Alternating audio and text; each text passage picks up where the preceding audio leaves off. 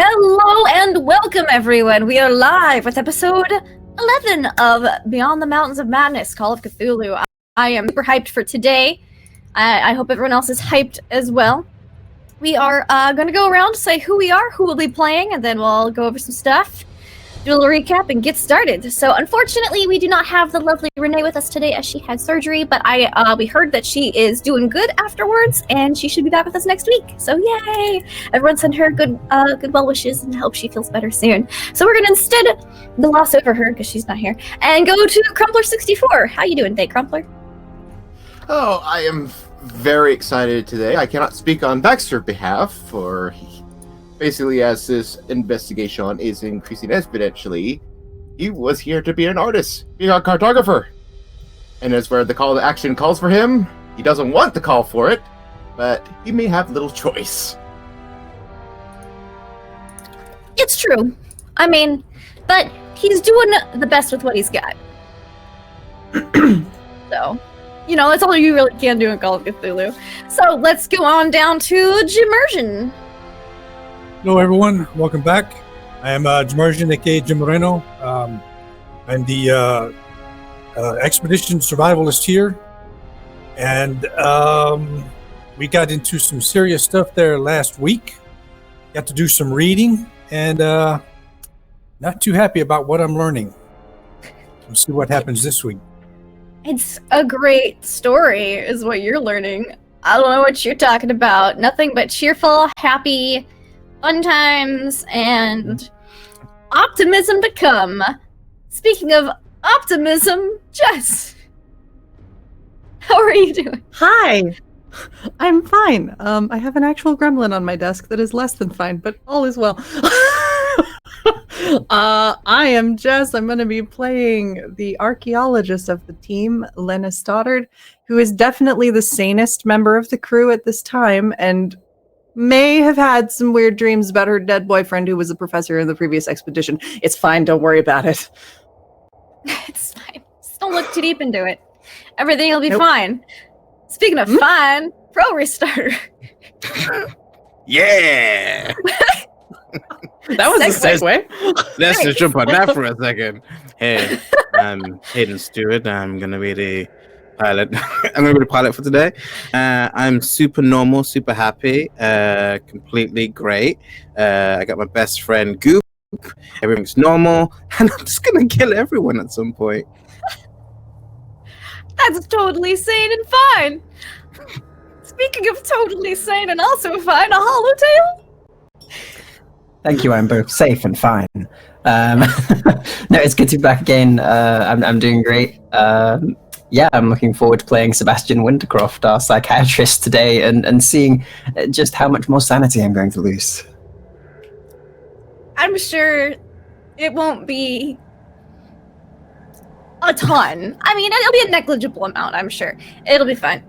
So, before I do a recap of what happened last week on the show, I'm Laugh Love Lindy, and I will be the keeper of arcane lore, and I shall first remind you of a few ways you can interact with today's stream. First off, I'd like to thank our lovely sponsors, Fantasy Grounds, Encounter Roleplay's virtual tabletop of choice, waylandgames.co.uk, where you can get a bunch of minis for your actual tabletop, where they have a bunch of stuff, terrain, and everything. It's pretty cool. They have more than I thought they did. Also, Tabletop Loot. When we hit 20 retweets, we will be giving away a set of Tabletop Loot dice. So definitely check them out. And I'll type in sponsored command in chat because I remember to do things.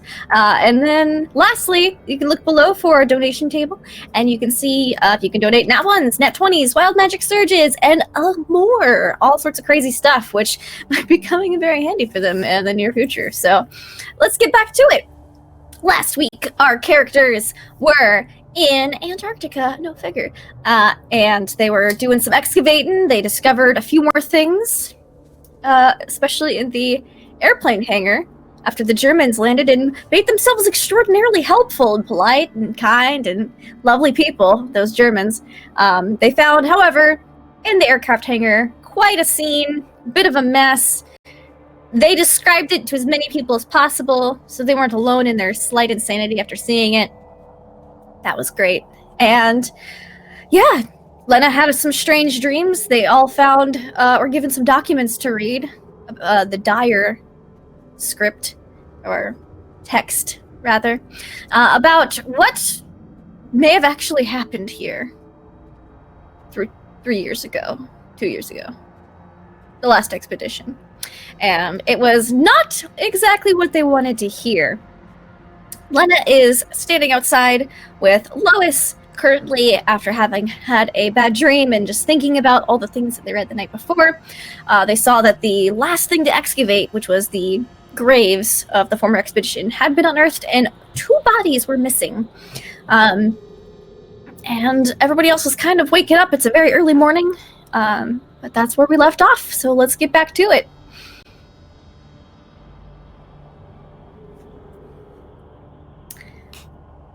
Lena. Yeah. And that's to break the silence. Yeah. You're by the grave. How's everyone else doing? Who's up next? Hunter's getting up and doing his normal morning PT, stretching. Going to take a couple of lap jogs around the tent, the campsite. All right. You see that the girls are up really early this morning. Yeah, he'll notice what's going on at the cairn and see them too, and just go away. Yep. She'll kind of wave a little bit distracted, I think, because they've been, as I recall, they were, counting and sorting out the bodies that were coming out of that cairn, and there were a couple missing. Yeah. In particular. One of them was definitely Professor Lake, who was missing, and I am blanking on the name of the other individual. Yes. Gedney. Gedney. Those 2 are I know missing. that. Hunter doesn't know that yet. All right. Yeah. So I think once they've sort of gotten what they need to get out of the grave, and people are accounted for, she's probably not going to linger there anymore. And might seek out the others. All right. Who would be up next then?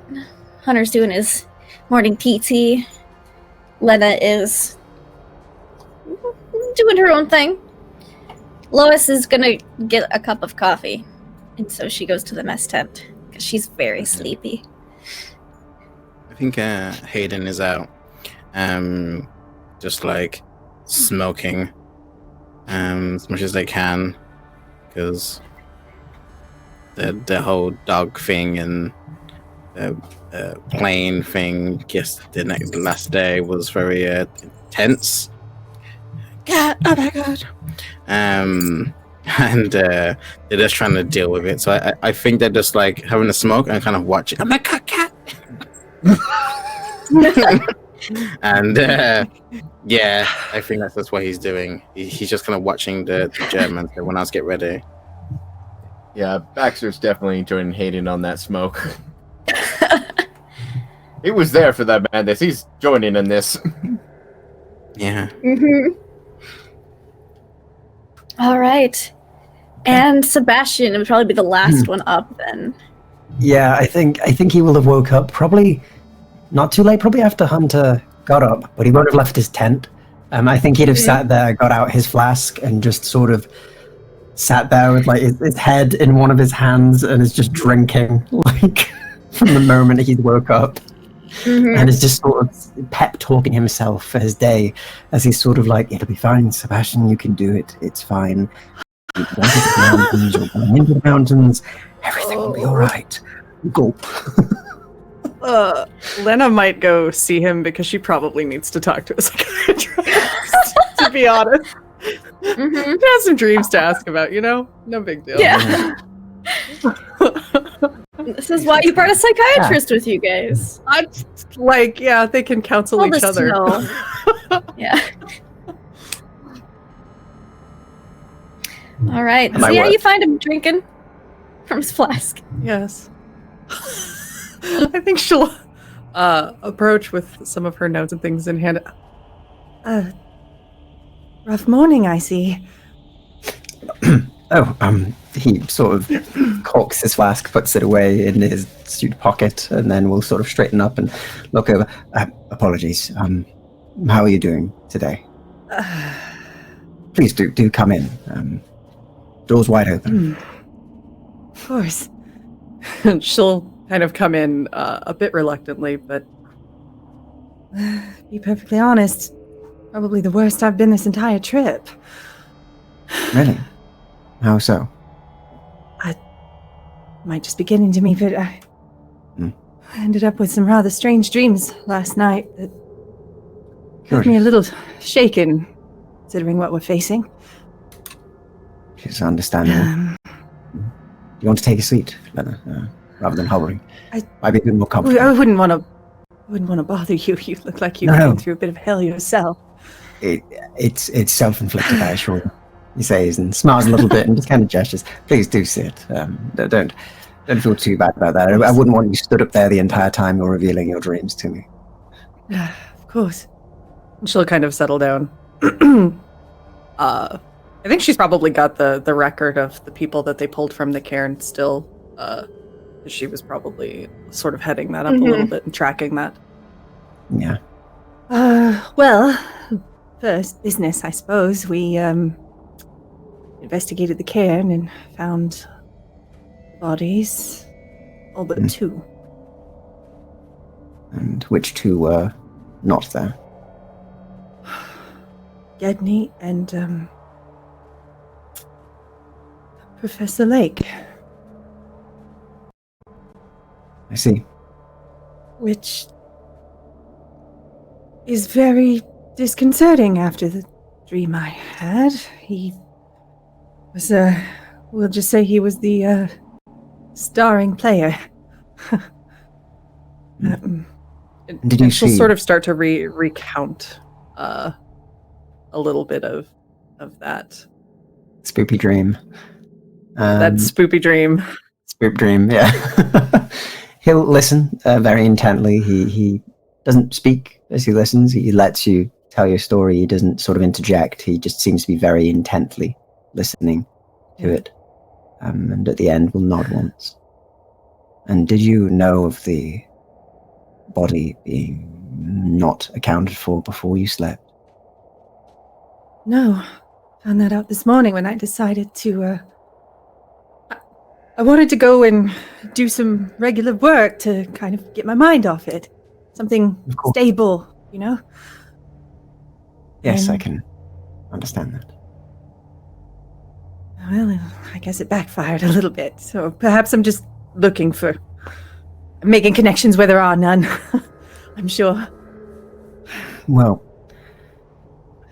things have been strange out here, but a body being unaccounted for could just mean many things. It could be elsewhere. Lena, perhaps it is deeper within the mountains. Perhaps they left. There was, of course, a lot of tension in this camp. There's nothing to say that they ended up there. Your dream beforehand, however, and the link would, of course, be very much something that would lead your mind to believe perhaps there is more of a connection. But I would at least say for now that you should focus on staying calm, recovering, and looking for perhaps more on this. Perhaps it is the lack of closure that is leading to your dreams. Honestly, I considered that. I went to do a bit of a fit a long time ago when he first didn't come back and got the news. I had a tendency to be perhaps a bit nosier than I needed to be into those matters, thinking I could find answers. But trust me, I understand that completely. Perhaps not in the same vein, but my late wife had I was very nosy in her affairs also when she was nearing her end, you could say. Didn't trust the other doctors and the like. So, being nosy is not the worst trait, and no one would blame you for looking deeper into somebody you care's possible death and going missing. Yes. There is one more thing. I don't know if this... Part of the dream at the end, there was those dots that we have showing up on things. Yes. It's sort of... I saw it before me, And then it sort of changed, and it was forming words, and What? it said, "Find me at the tower." Curious. Some people have revelations within their dreams of things they have been piecing together within the day. Perhaps this was an answer to something. A tower, though, I don't know. Do we know of any towers? I don't know. I mean, other than the communication towers that we've brought along, that's the only thing that comes to mind immediately. Which seems strange, given the context. Of course. Perhaps we should have a round visit around the camp, a walk, visit each of the towers, and at least put your mind to rest on that one aspect. But I do agree the significance seems to be greater, but perhaps it is something deeper than that. Perhaps it is some sort of internalized meaning. Perhaps the tower refers to the mountain itself. It is a towering... I hadn't thought of that. It is a towering thing, after all. Very large and always present. Haunting, almost.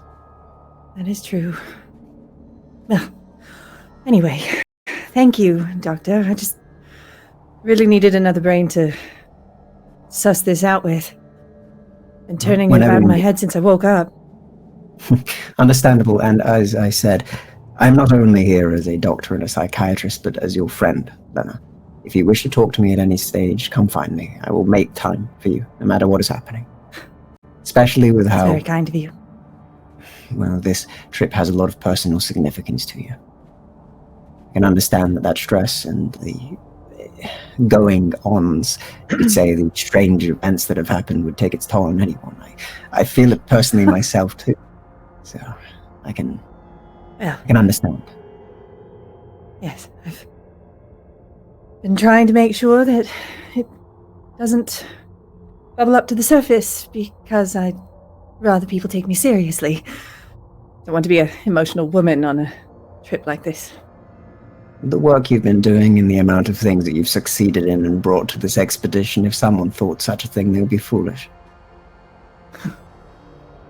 That's very appreciative. Thank you. It's only honest. Say it and nods. Well, I suppose we should get on with the day then. See what everybody else is getting up to. Indeed. I believe we're heading out. Are we not? Yes, it's the big day. Yes, it is. It is indeed. He gets out his flask again as we talk about that and just takes a good swig. I'm gonna go get a coffee. Do you want some? That's fine. I'd love a coffee, in fact. Yes, that would be brilliant, he says, and kind of clips it back in and puts it in his pocket. Right, on with our day then. Yes. To be honest, my nerves are a little rattled. I do not know what to expect down there, but I am terrified. You're not the only one. I think we're all united in that. Well, I will aim to keep my composure. Yes, together, he says, and nods at you before following.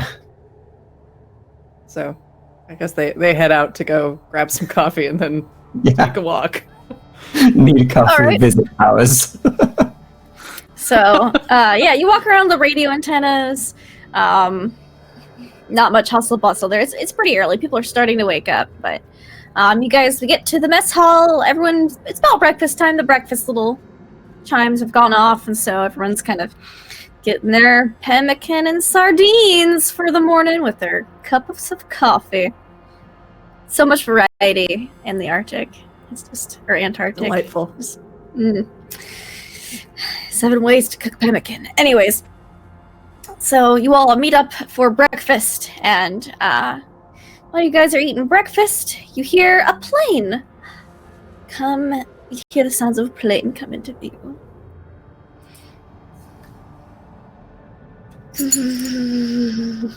Where is Professor Moore? He is drinking a cup of coffee himself. That's probably him, as we got. Yes, it probably is. I'm going to finish this cup of coffee before I go to tell him everything that's happened. I'll meet you out there. I need to grab Francois as soon as he steps off the plane and put him to work. Alright. Sounds good. Near the plane land, Moore finishes his coffee, sets the tin cup down, kind of sighs. He doesn't want to have to tell Starkweather everything that they've dug up, because it's not going to be pretty. And he walks out to the plane to greet Starkweather. Anybody else go with him besides Hunter, or just Hunter and Moore? I don't think Hayden would go. Okay. Because Hayden doesn't like stuff. I I think Sebastian will be going for his walk with Lena and then having a coffee. Yeah. So I think by this point he'd just be like, you know what, they'll deal with that business. I'm gonna relax. Yeah, I think Lena is still processing. She was up early this morning doing other stuff already, so know. Yeah, she was. Yeah. she's taking a break. All right. Starkweather will probably come to the mess hall first chance for some food and some coffee. He's been in that plane for a while. I imagine he's a little cold. Yeah, but I have a feeling once Moore tells us, like, I've got some stuff to tell you, he's not going to want more in the Starkweather in the mess hall when he tells him all that. So he'll probably take him back to the tent and have some coffee brought over. What about Baxter? See, if Baxter doesn't have any obligations in terms like art-wise, he'll have to go with Hunter, because where it's like... You're pretty free right now. You've just been kind of assisting here and there stuff. Yeah. You're waiting until they cross those mountains. Yeah, so he'll happily join Hunter on this. Okay. Starkweather gets off the plane and he goes, "Good morning! It is a bright and fantastic day. We have just returned from the most exquisite joyride across the vast Antarctic plains. We cruised the coast and it was magnificent. We have took some excellent footage and we are ready to see more. What have you guys found out here?" And Professor Moore's Welcome like, back, yes, welcome back. Starkweather, I believe I would like to tell you about all these discoveries we had over a cup of coffee in your tent. Have you already eaten breakfast? Oh, yes, I ate breakfast this morning before we left on the plane. Can't fly on an empty stomach, you know. But I'd definitely take another cup of coffee. Of course. And he Moore kind of gestures to Francois for you as he kind of takes Moore off to his tent. I give Professor Moore a nod, because I'll know I'll probably see him in a few minutes. Back up. Yeah, and I'll grab Francois. Bonjour, How was your Monsieur trip? Noel. Was everything good? I hope you have had a pleasant time here with your excavations. Let me show you the pleasant time we've had. Grab all your gear. Follow me. Of course, I will photograph all the marvelous discoveries. So, Baxter, you got your art book with you, right? And we've been making a sketch of the tents and everything. Good. Indeed. So, Francois, I don't know what all you've seen. I don't know where you've been. Now we saw majestic seascapes, we saw penguins, we saw seals, we saw marvelous icebergs. It was magnifique. Well, the things that I can't explain, I just need you to take photographs. It's not going to be pretty. Let me just put it that way. Oh, is it some messy fossils or something? I'll take him to the. We'll start with the. Start him off gently. Start him off with the hangar number 2. Oh, you're gonna just start off with like, so it gets better as he goes. Okay. Right. Instead of worse. He looks at it and immediately and just loses his stomach. He is not of the highest constitution, this French photographer, but he manages to get his stomach after a few minutes. Imagine Baxter's there just softly patting his back and He pats his stirring back. it. He's like, It's At least help with assurance What? to make sure he's okay. What happened here? This is horrific. I'll just calmly pack my pipe. We just need photographs of everything. This is old, right? This isn't recent at all. No. Okay, I feel minusculely better. His hands are shaking. He's like, hold on, he unpacks a tripod. Because if you take a photo like this, it's going to be so blurry. So he gets it all set up and takes a few photos. And just kind of help point out some of the Make areas. sure you get a detailed shot over here. Yeah. The things that Sebastian explained. I want to make sure he gets them in detail. Yep. And then we Did go down you the explain line. it in detail as No. he's taking pictures? Okay, good. Just that. That's that. Here. Okay. And then just go down the line. From the next, we'll go to the dissection tent, and just go. He tries to puke, but there's nothing left, and it just dry heaves for a little bit. Just dry heaves. Oh. Oh no, it's the worst. I would take more pictures. He's never gonna want to take pictures again. I know. Nope, we've lost our photographer. At least we got some good promo shots. And I don't know how long that'll take. Yeah, no, you basically set him on the course. You're like, this tent, and then these other 9 tents, and he's just nuts. And then he's gonna go through it and do it. No, It's we'll gonna take a accompany him just for support and everything to make sure he's not Okay, alone. for emotional support. If anything, Baxter can be appreciate like that. medic on hand if it worsens to an unhealthy Yeah, if he level. faints or something. Yeah. Yeah, no, he's stable. He's just real shaken by this experience. So while that's going on, we've got the other 3 back in the mess hall. Breakfast is finished, and you know that Starkweather is still chatting with Moore in their tent. You're a bit of like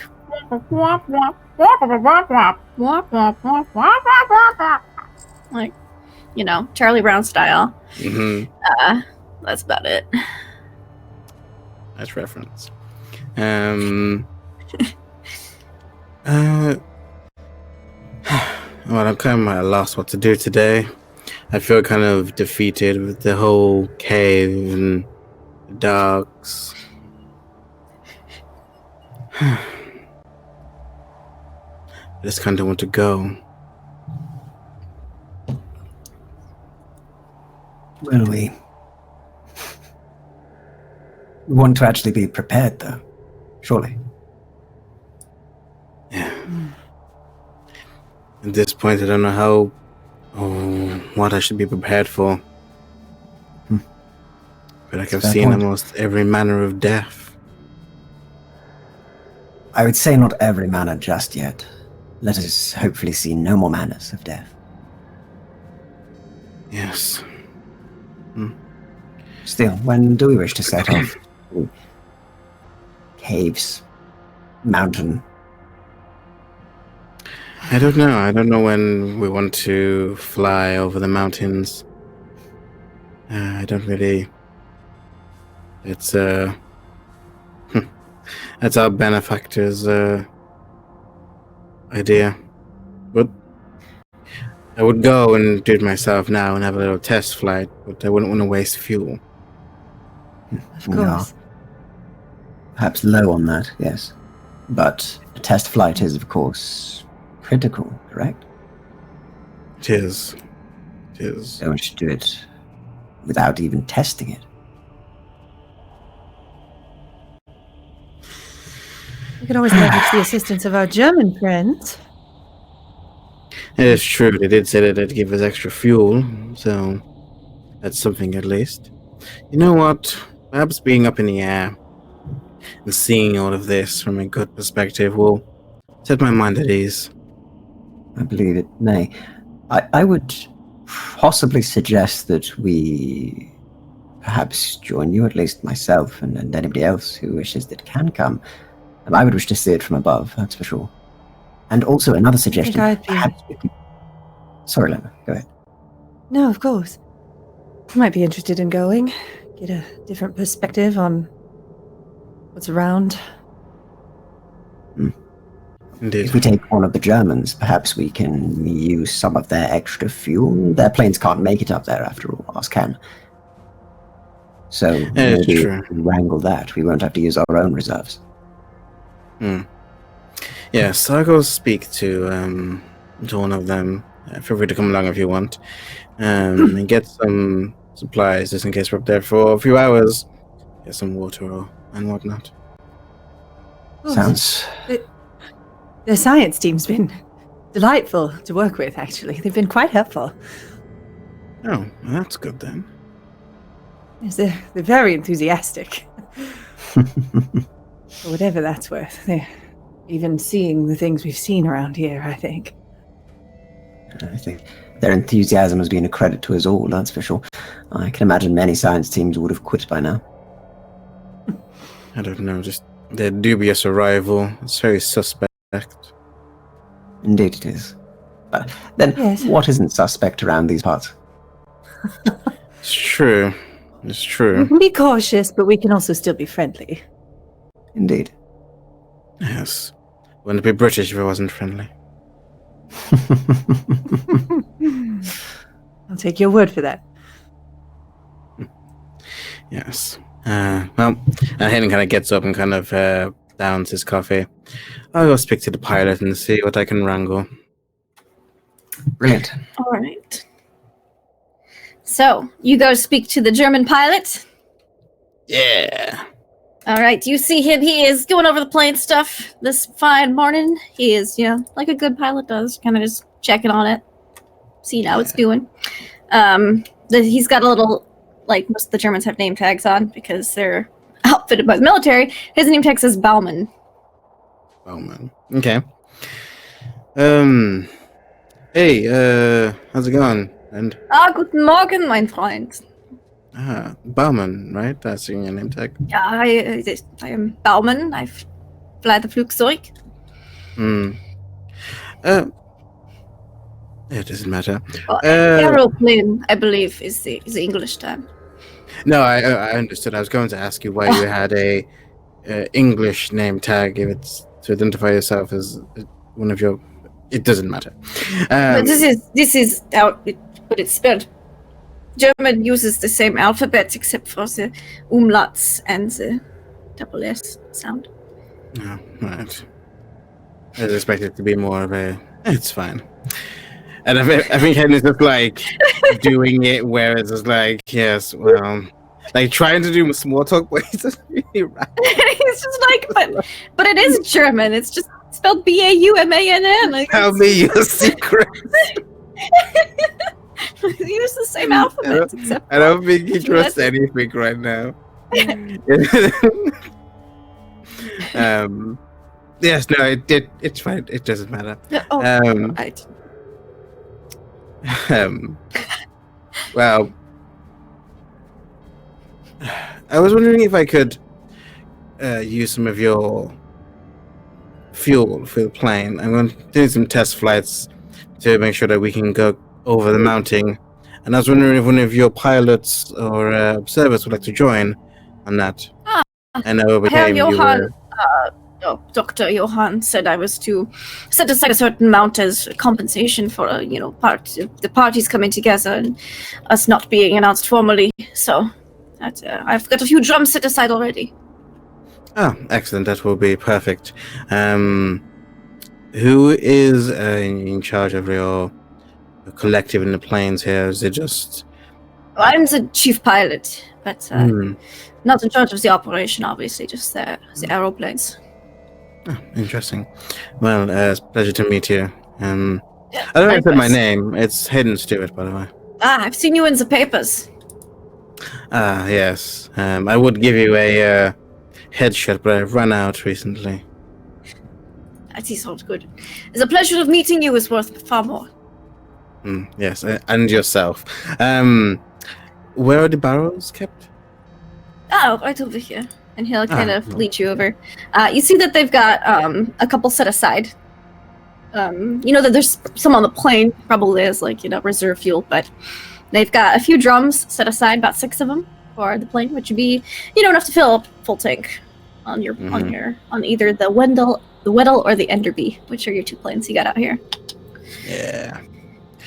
I say to the guy, so what is your feel on being out of here? Have you flown these kinds of planes down in this weather before? I'm quite new to it myself. Not particularly in this weather, but I've flown the planes a lot, yeah. How far did it how did it take you to come from your ship to wherever you were holding up and to getting here? Oh, well, the ship is off the coast. We were at the South Pole, though, so not too terribly far. Yeah, that's good. That's good. Well, I'm going to go. Would you like to accompany us on the flight, or one of your observers? I'd like to be more neighborly in this collective operation. Yeah, I would be more than happy to either. I believe Miss Lexington was speaking about potentially having me on her plane, but I'd be more than happy to be your co-pilot if you wanted. Yes, I would be. I would be more than excellent. Might as well get the 2 best European flyers here. Well, you speak highly of me, so thank you. I will get to, I believe Miss Lexington and Herr Johann wanted to leave sometime today, if possible, as soon as Herr Starkweather returned, which I believe he did, and he kind of gestures to the Enderby, which just returned. Leaving where? To cross the mountains, I believe. Oh, well. Isn't it fortuitous that then we're getting some practice in? Yeah, of course. And he's getting his logbook out, and he's kind of strapping it into his kneeboard and that kind of thing. He's just getting stuff ready. Yeah, and I imagine this is happening as we're kind of walking and talking kind of thing. I'll go over to one of the planes. Now, if you can put a little fuel in the plane that just landed not too long ago, or you can heat up the other one. Now, it's so cold out here, and the planes weren't as reliable as the planes today. So you guys actually have to blowtorch the engines of the cold planes to get them warm enough to start. So you should probably take the already, somewhat warm plane. Yeah, and just to save resources. Yeah, and I'll make sure the other plane is being checked periodically to make sure it's not getting too damaged. And yeah, I'll wait for Sebastian and Leonard to kind of come. I'll also check over the plane as well, make sure we have parachutes in case. And no, there's no parachutes in this expedition at all. You didn't buy any in Australia, Hayden. I asked if you wanted to buy anything else. Wait, I thought I got parachutes. Parachutes aren't standard issue. I'm sure. It's not a military operation. I'm sure I got parachutes just in case. No, correctly. No, I wrote it down. You didn't. You got a gun. So they weren't super reliable at this time anyway. So start grabbing bed sheets. These will do. Oh, okay. Cool. Yeah. Nice. Sorry, if you ride a box to the bottom and jump just before you hit the ground, I've heard that works great. Yeah. Just tucking round. Look, just gotta improvise. It'll be fine. You just gotta have a pair of skis when you jump out, and it's gotta be a slight slope. It'll be fine. Yeah. I mean, we're so wrapped in parkas. We're like the Stay Puft Marshmallow Guy. We'll just bounce. Definitely it. Yep. Fine. It'll be fine. I thought I got some. Probably not fine. Nope. It's nice knowing you, everybody. I know. You guys aren't gonna. I mean, if anybody's gonna crash the plane, it's gonna be Hayden, and then it'd be all his fault. I'm not gonna crash your plane. I mean, I did say I wanted to kill everyone, so. All right. But I'll say to the guy then, because these are very like they seem more and they're funded by the government. Then, I'll say, these planes and what they gathered, I didn't really have an overview of what they were being collected for. You seem to be more military grade. Would you have any extra chutes that we might be able to use? Oh no, this is it is military funded. We are not a military expedition. This is scientific, so no, there are not any parachutes on board us planes either. Really? There's no need. There's no combats. We are just exploring the Arctic. This is fine. True. Well, the angel friend is solely nothing. We thought the weight could, because parachutes were real heavy back then too. Yeah. The weight would be better used for scientific supplies and materials. Yes. I just sound great, I mean, German person. Well, everything seems to be in tip-top order. I assumed we must check on the plane. Yeah, everything's great. Oh. Your guys been taking good care of it. Yeah. I just wait for everyone else to come in at that point and doing some more talk. Are you going to do a little test flight with just the Bauman before you go? Just a little around. Well, I'm waiting for Sebastian, and I'm waiting for okay. Lena. Lois, yeah, Lena. Yeah. Oh my God, it's late, guys. I'm sorry. Lois is packing some stuff. So yeah, Lena and Sebastian, you can see Hayden's got a German pilot standing by the plane. All right, I guess we gather whatever we think we need. Whatever that This little John. I get my black bag as usual with my medical supplies, and I go. I can't think of much I'd need to plan, actually pack for a flight, for a test flight. Yeah. All right. Lena will go along and bring herself. All right. So yeah, Bauman will sit in the co-pilot's chair. Yeah. Start clicking on stuff, doing the pre-flight checks, pressing buttons and things. Beep boop boop beep boop. Just how the plane starts up, guys. So you can do a test flight just around a little bit. Yeah. Okay. I'm probably gonna go to like a high altitude just so we can kind of just so Hayden can feel better and kind of look down at the small encampment. This is nothing. This is so insignificant. Look how tiny this is. Like that. Okay. Yeah. Because this is just a test flight, you don't even need a piloting check. The German pilot seems very competent. Is able to keep up with no problems. Calm under the pressure of even the high altitude and the wind and stuff. He doesn't seem to be bothered. Yeah. I might do some tests near the actual mounting as well, just to see what the wind kind of turbulence is like at whatever time of day it is. So you kind of get go up to the mountains. Okay, so doing this test. All right. First off, I have to ask: is everybody seat buckled in? Because it was just a little test flight. Oh yeah. I would have said so. Okay. The pre-flight safety first. I just have to ask. Because I will say, seatbelted in, you don't have a very good view at the windows. Unseatbelted, you can get right up there and see everything. That's a good point. So, That's a good point. I'll let you pick. I think seatbelted until we're up there and stable, and then I'll cheekily take off the seatbelt so that we can have a look out the window. Okay, so you approach the mountains. That's my airplane noise. It's terrible. And you guys are getting up. You know you don't want to get too high in altitude, or you're gonna need the oxygen masks and tanks, which you guys didn't bring yet, because those are getting stacked up to be ready to put on the plane, but they're not ready yet. So it's a little bumpy, and then as you hit, you're gonna need oxygen masks at 18,000 feet, so you want to get probably right underneath that, right? Yeah. Test it out. So it's a little bumpy, but it doesn't get any worse than about this as you guys are doing it. So, but as you guys hit 16,000 feet, I didn't mean 1800, I meant 18,000. 16,000 feet, you hit a serious updraft that is blowing towards the mountains and kind of like blowing up. It's very unusual. It doesn't typically happen like that, at least not to this extent. And anyone who's not buckled in, I need a dex save.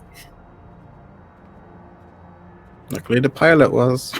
Look at the pilots. Both pilots were. But yeah, that's about it. You feel that, and then you feel like you can get a control of it. Oh, what is that? That's unusual. This is very strange. Perhaps some phenomena due to the size of the mountains. They are very large. That's a Which- fail. They are the biggest mountains you've ever seen in your life. Yeah. You Yeah, fail. Okay. You guys are gonna take We're very points dexterous, you see. of bludgeoning damage if you fail. Yeah. Yes, that's a because lot. you're like at the window, and then the updraft hits, and you just go like and fly across the cabin a little bit. Oh, so a concussion is what just Mild. happened. Mild concussion. Neat. It's fine. Yeah. Good thing What we you both doing know back first there? aid. Ow. Ah, What are you doing back there? Sit down. Put your seat back on. perhaps. Seatbelts, please. Yes, that's a good idea. All right. Sebastian will walk Stagger over back to our holding his chair. head after Yeah. having half his health taken. Sebastian, are you all right? Oh, Yes, I just But you seem to. head hurting. Oh dear. Yeah, because it was such an Likewise. updraft, it was definitely wonk. So, but once you like realize that's there, and it's kind of like a wind wall. Like once you get past that, it just kind of levels out. So, and at that point, you think that's probably a good point to turn around before you get too far. You don't waste Yeah. a bunch of fuel, but now you kind of know what to expect as you kind of start to hit the mountains. So Yeah. you hit it again, but you're ready for it, and then you go back down. I do a little spin as we go down. Okay. Bauman seems cool with it. Yeah. Well, let's get you guys out and check those heads. How long am I going to land? Seatbelts, please. And we'll land. Okay, so you land. At this point, Francois has finished his photos and he's gone to lie down, as he does not feel very well, as he has a permanent insanity from the amount of sanity he lost seeing this. And he rolled pretty good on his sanity checks too. So it's just, you guys saw them over a period of days as they were slowly unearthed. His was like, wham, all at once. Well, So- guy's going to kill himself. It's fine. He'll survive. He's just gonna be a little messed up. He's gonna need some therapy probably afterwards. He's gonna be scarred for life. No big deal. Yeah, it's fine. We'll just need a lot of therapy. Yeah, I would. But Hunter would have mentioned that to him. When you get done, if you need to go see Dr. Sebastian, feel free. His door is open. Get you when you can. But we'll need those photographs as soon as you can get them. I will go lie down for a bit and stop developing them. Thank you. And, Of course. I just Item- do not feel great. you did good. You did very well. Okay. He goes off with his camera equipment. And yeah, you Baxter and Hunter see the plane land, and you guys noticed that Lena, Sebastian, Hayden, and one of the Germans got off for a little test flight.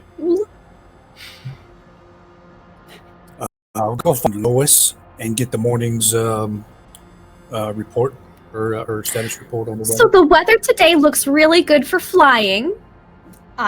Winds are fairly stable.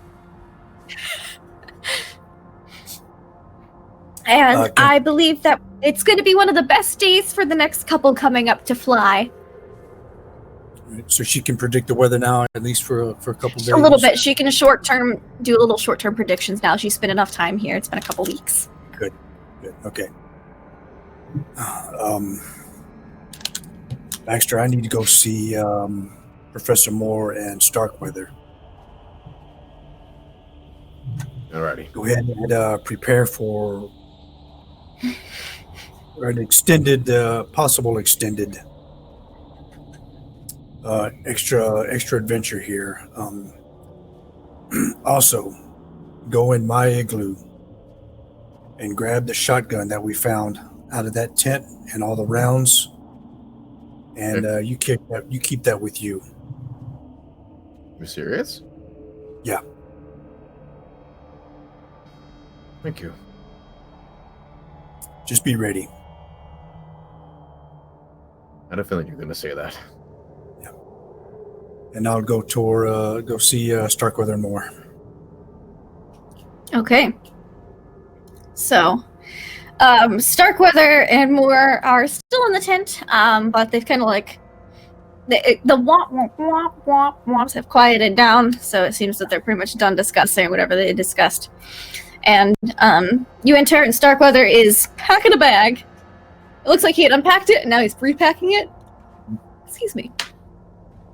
And he's like, "Oh, good to see you, Hunter. We are packing to get ready to go." I knew we'd be, sir.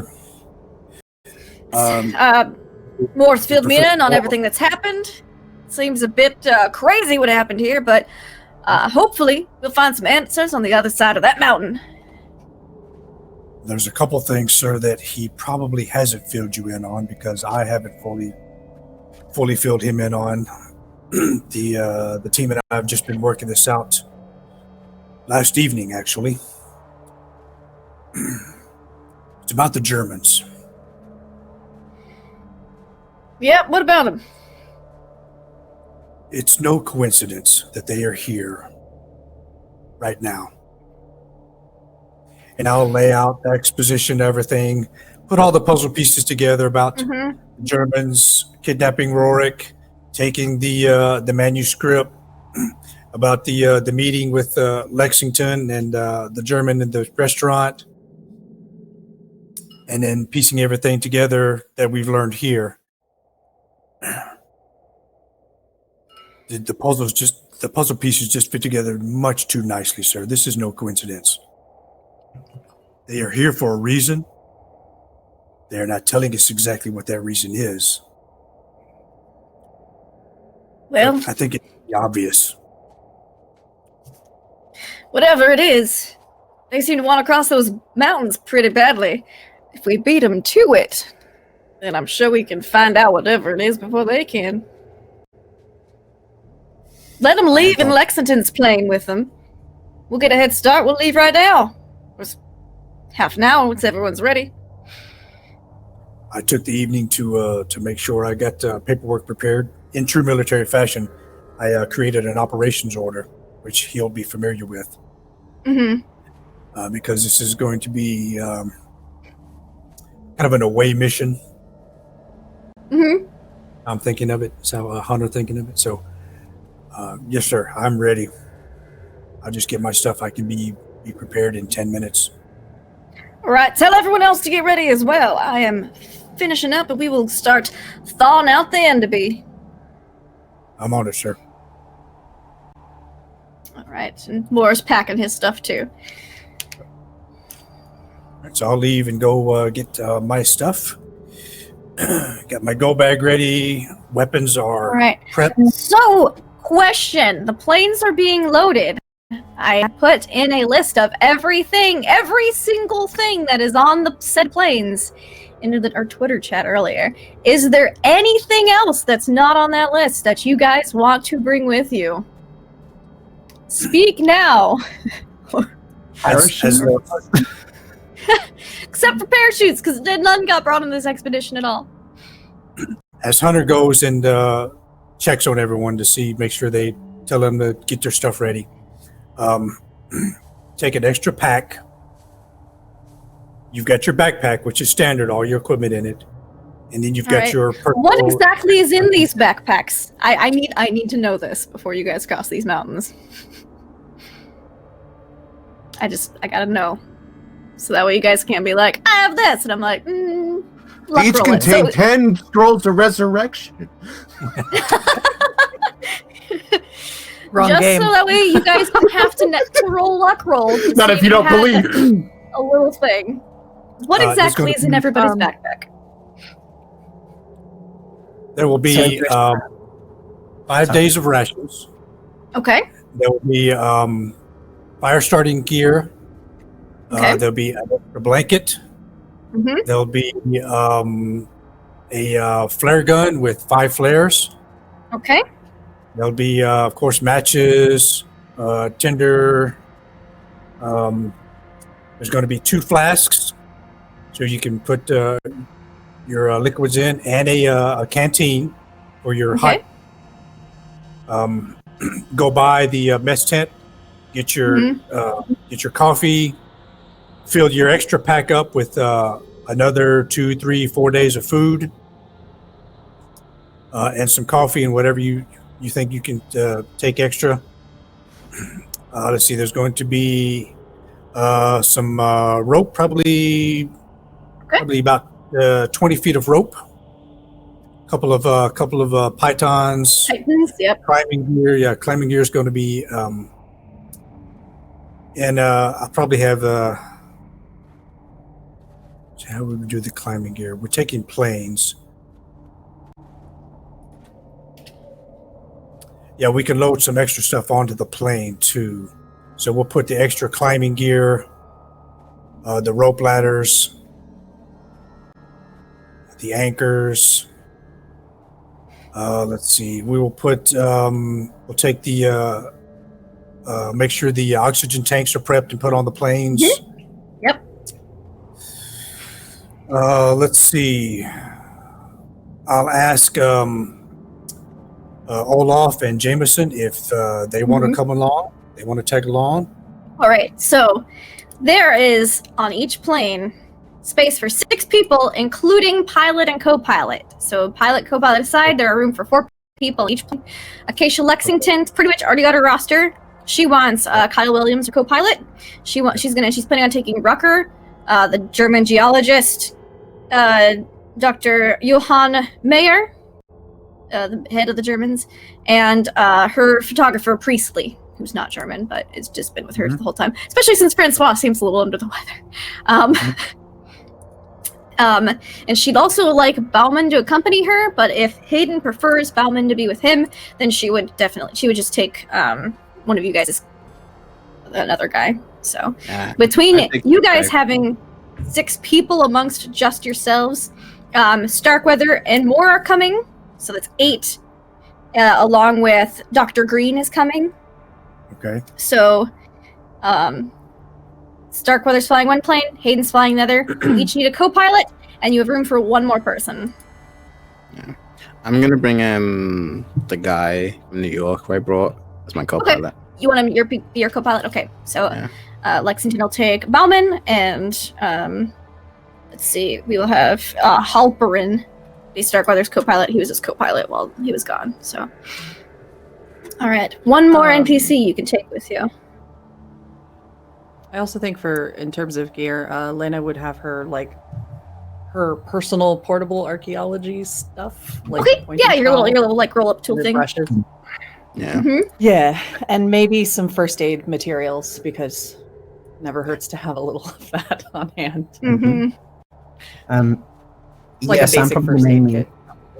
Yeah, that makes sense. I'm probably going to mainly take my medical supplies, just as I mentioned there as well. So a medical case, because I can carry my stuff in it, and have my 5 yards of bandages, my forceps, a single toilet set, a 24 aspirin, a scalpel set, my half-gallon of alcohol, which I'll kind of place somewhere on the plane. Yeah, you can put stuff on the plane too. Like, there's extra space for weight on the plane. You just gotta specify what you want on there. Yeah. So I think I'll take all of those, mainly my medical supplies and some food and some basic cleanliness and things. So. All right. And my gun. Yes. And your gun. All right. There you go. Guns. Everyone's bringing their guns. Yeah. I'm gonna bring all of my personal effects. I don't know if you want me to tell you those. But I got like a tool outfit, which is like 18 tools. Basically, it's like a thing that good for repairing. Yeah. Compass, gun, binoculars, waterproof match case, coin with a strange symbol on it, which I was take when I took my gloves, and ice cutting knife, which is the portable one. And I also want to take one of those like ice shovels. if we don't have Yeah. those. Mm. Back I to those. also Easy. want to secretly take in a bag that radio thing. Okay, sure. Yeah, Mm. you can bring that. Yeah, Lena will also In the have bag. the journal and her notes, the Professor Lake's journal and all of her notes stuff that goes with her everywhere. Sure, sure, sure.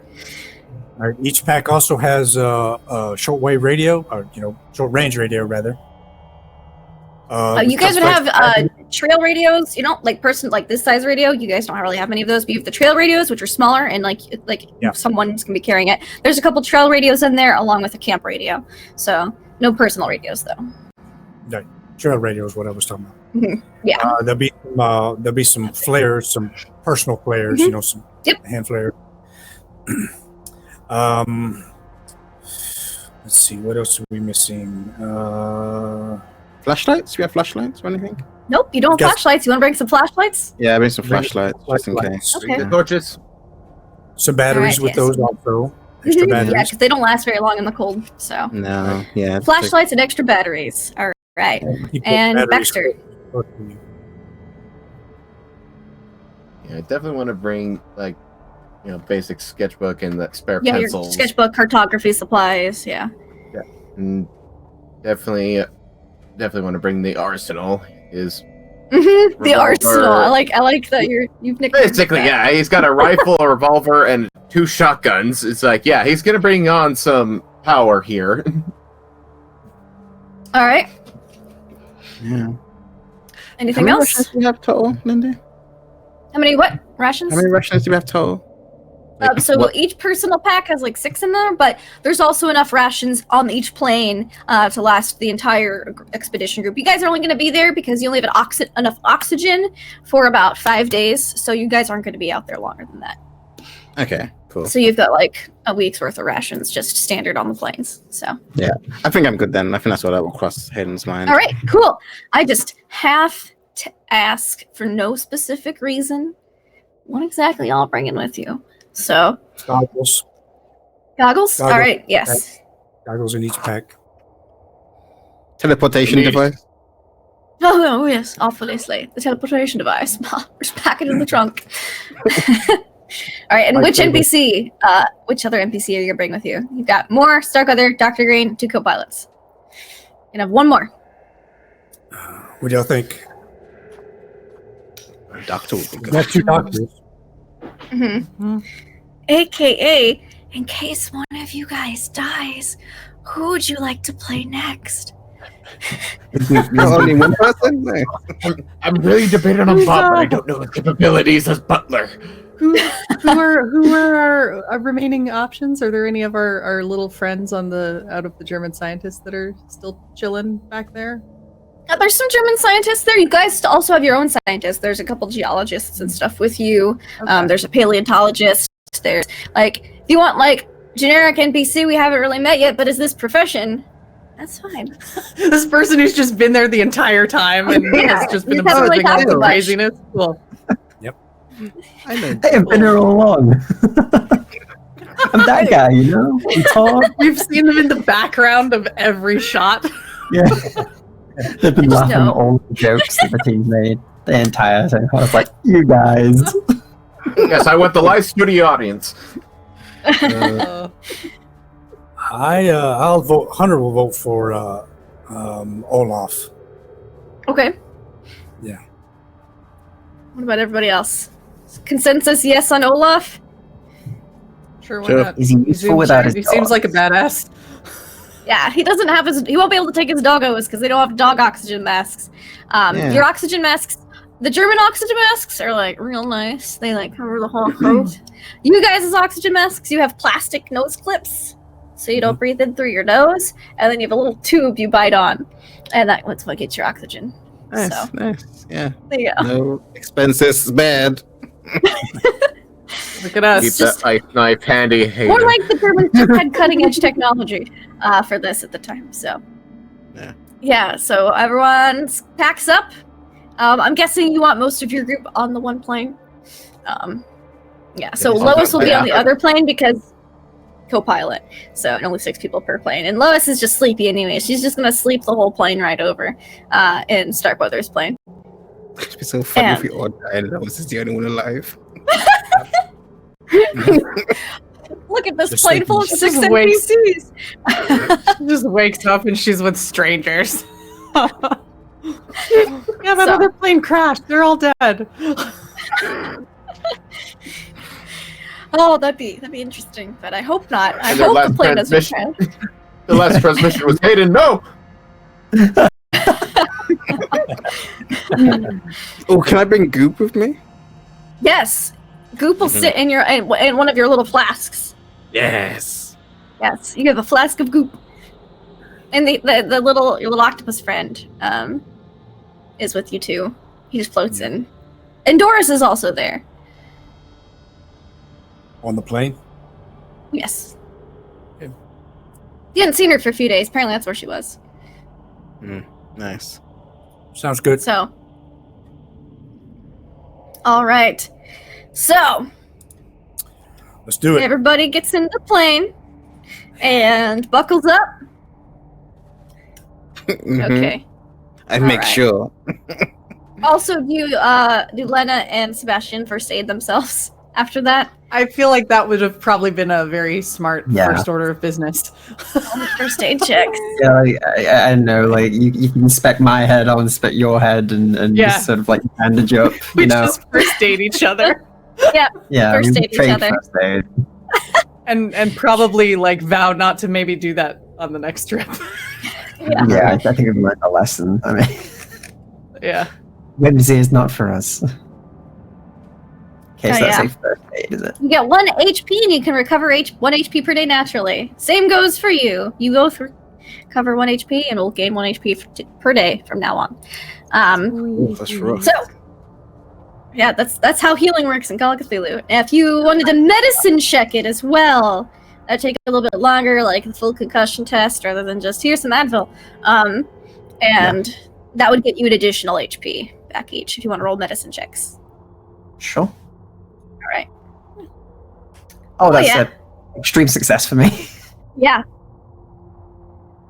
Yeah, not even. Okay. Nowhere near. All right. Now, were you medicine checking yourself, Sebastian, or were you medicine checking No, Lana? I was helping Lena. Okay. Oh, I've been. sorry. I I tried. think I'd be more proficient, like looking over somebody else's Yeah. head than I would my own by going like, "Oh, that hurts. That's a bump." Yeah. Okay. So, Lena, you got back an additional HP. All right. Thank you. Sorry, I tried. I'm not as good at Okay. medicine. Heads of my Try again speciality. tomorrow.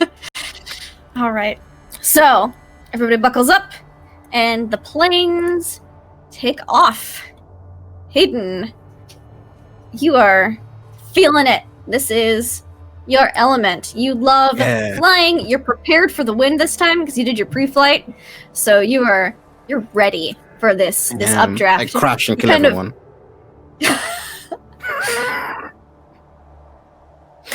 I don't think you do.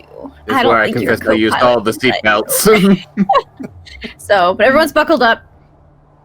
And you guys go through the mountain pass. The mountains are massive. You actually can't get up past the peaks altitude-wise. Your planes won't be able to handle it. But you are able to kind of go through this at a decent altitude. And it's loud. It's very loud. And as you're getting closer to the lower peaks where the pass is, you notice that there's a lot of noise and static on the radios, Hayden. You've lost comms to the lake camp, but you can still have communication with the other plane. Coming, plane 2. Are you getting static on the radio? Yeah, a lot of static, Mr. Stewart, but don't you worry, I can still read you clearly. All right. There's gonna be some. Have we passed the turbulent part yet? Yeah, a little bit, yeah. Okay. Yes, and I'll probably just warn them. He All handled right it. then. He was okay. Yeah. All right. Let's continue on. I probably like do some like messing about a bit in my plane. Mm-hmm. That's just why. All right. So as you get, the altitude climbs a bit higher. You hit 18,000 feet, and I tell everyone to put on those oxygen masks. because it's going to be too thin to breathe. And you don't want hypoxia. It's not fun. I looked at the symptoms. I recommend wearing your oxygen masks. You don't have to, of course, but I recommend it. Exactly. That's it, Baxter. Perfect. Yep. You've got it. You've captured the essence of it. Yeah. All right. So you keep going. The gas in the oxygen tanks, this is the first time you've used the oxygen tanks. It's cold and dry. It has like a slight hint of like a paint or glue smell to it. It's just tank oxygen. It's not great. It's tank oxygen in the 30s. It's not the best, but it's the job done. So An oxygen bar, this is not. this is not an oxygen bar, unfortunately. But you guys, you feel a little lightheaded and you put the oxygen tanks on, much better. Keep going. The aircraft start to strain a little, about 22,000 feet. That's that time you really, truly hit the pass. And I would like everyone inside the plane to give me spot hidden checks. Yeah. See Cthulhu watching you.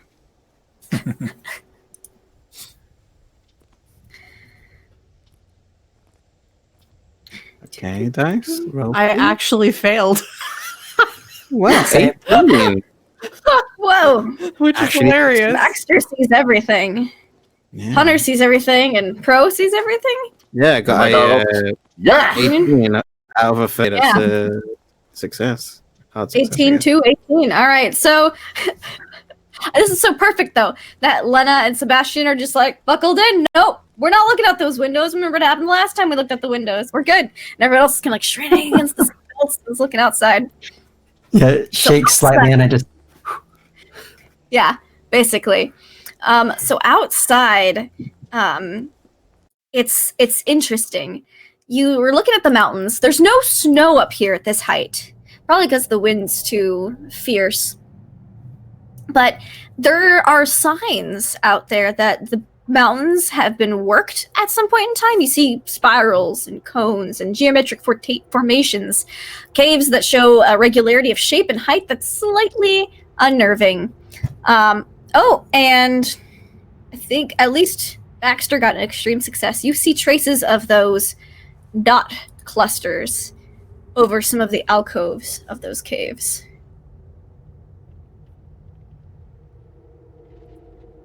Are you seeing that? Definitely Yeah, it's like glancing connected. Baxter. What is it? Like it's like almost like connecting the dots.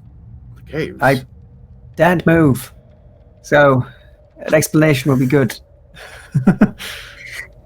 I motioned Lena It's like to a come series to of dots in my the window. caves. Yeah, and you guys are having to yell to hear each other. It's loud, but you can still kind of hear each other at this point. Can I have those of you who are looking outside the window also make me survival checks or polar survival checks? That's totally gonna go well. 32. What's my bonus survival? Jesus. The doctor has no idea. All right, any successes? Uh, Oh, You- Hunter.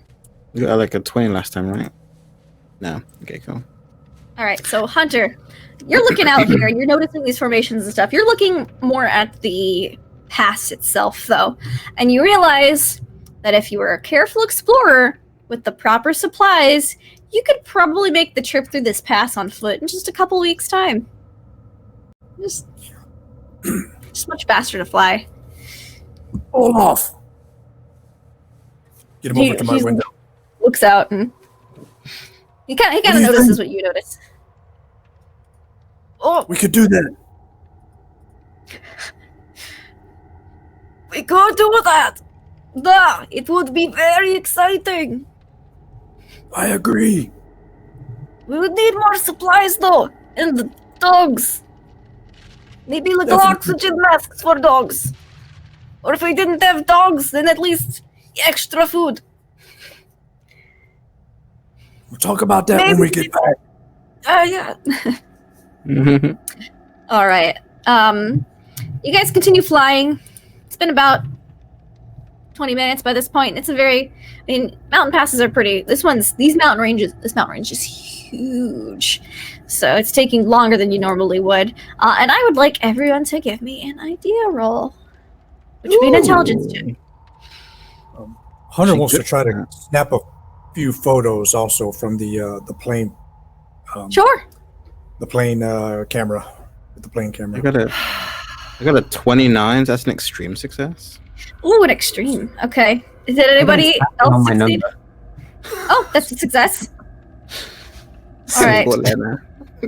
So we've got 2 successes. Poor Lena. You're just no ideas. Whatever. So, what about you? Nope. Okay. So, those of you who succeed, you kind of feel a sense of deja vu. Especially Sebastian. Sebastian, you recognize this scene. The contrast of light and dark. These mountains. Their kind of majestic feel of timelessness. You've seen it before on Nicholas Rorick's canvas that he was painting. Oh. In the library. Oh. Or in his hotel room, rather. Yeah, also. Hayden, you recognize it as well because that painting was published in the paper a few days later. As it was sold at a charity auction. But for everybody else, for Sebastian, it really clicks. And it clicks on a different level as well for Sebastian, as you realize that this scene, this painting, this picture that you're seeing, it's exactly like one of the things your wife told you she wanted to see in Antarctica. And I need a sanity check just from you. Great. I wanted to say this, my love. Oh dear. That is a fail. Okay. Oh no. You lose 3 points of sanity. Emily, why?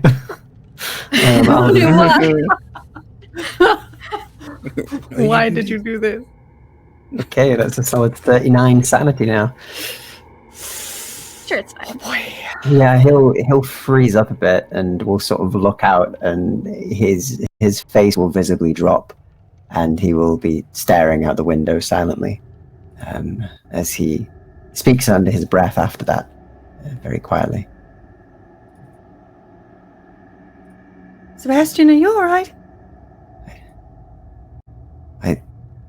Yes, I'm fine. I'm fine. I just You look like you've seen a ghost.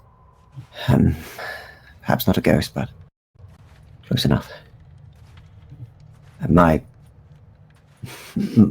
late wife, she described certain scenes, certain visions in her dreams and sights that she wished for her to see before she departed. This view, this perfectly replicates it. He says, is very sort of fighting back tears in his eyes slightly as he continues to stare. And Mr. Rorick, he painted the same scene, but this is. I can only imagine what else I will see out here. I see. Lena hadn't actually gotten up to go look out the window, but I think she does now. Mm-hmm. Yeah, you see this magnificent sight. It's quite exquisite. Oh, there we go. Boom, you can see the painting actually in question. It should be in the files now. Yay! It's an actual painting from Nicholas Rorick in 1933. Ooh. So.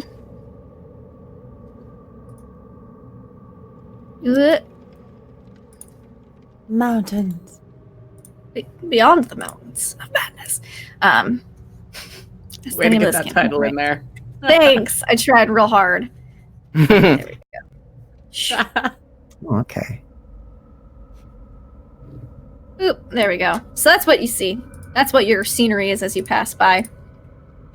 And it's a little disturbing. At this point, Hayden, you're noticing that you've completely lost radio contact. Your radio is just crackling, static, nothing but wild, howling chaos of static. It can be heard, and wind through it. I'm gonna see if I can make visual contact with the other plane. You have visual contact with them. Just no radio. Come in. It must be the altitude. Must be messing with the radios. Probably. So, how's everyone doing back there?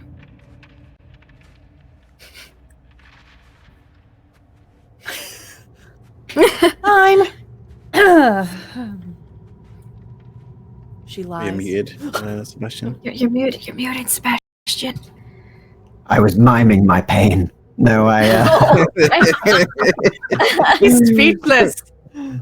No, he kind of goes, we're fine. Just fine. How is it going there? It doesn't sound too good. It's going perfectly fine, actually. We're at the mountains, Red Majestic. If you're not sitting down, make sure you buckle up, just in case we get hit by another one of those abnormal wind currents. Of course. Yes. Of course. Good Says idea. and buckle up, but we'll sort of put a hand on his head and be looking down and in thought as he sort of just fiddles with his hand a bit. Lena will Nervous move to sit back down and kind of give him a pat on the shoulder sympathetically before she does. Seems to appreciate that and gives you a little look and a nod. All right. So, as you are flying a bit more, Hayden, you see that you're going to be passing through a small ice cloud, a bit of a haze ahead of you. Your engines are running hot. You don't see this being an issue. It's not like it's thick and it's not snowing. It's just a little misty up ahead. But as soon as you hit it, the light kind of passes through all the little ice crystals as if you were wrapped in a faint prismatic veil of shifting colors and flickering lights. What the hell is this? It's kind of swirling around you. You guys kind of see the like when you capture the little on you a ring, like that rainbow kind of effect. It's like all that inside the cabin. And I need everyone to give me listen checks plus 20%. You're gonna hear the whispers of the dead.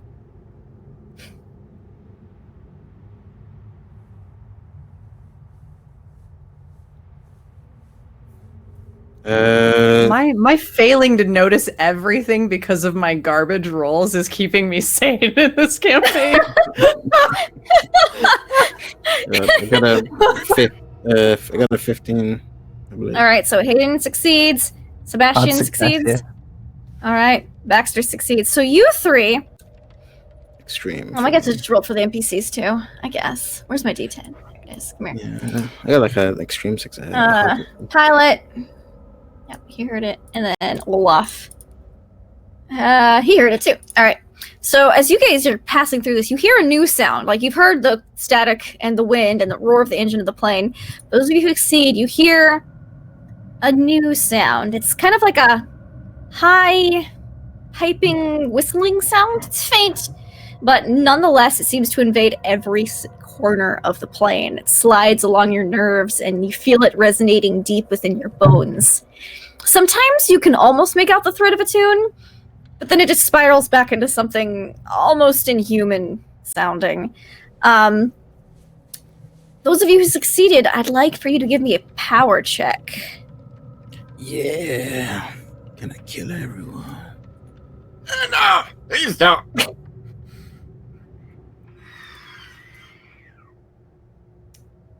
All right. So just Crumpler?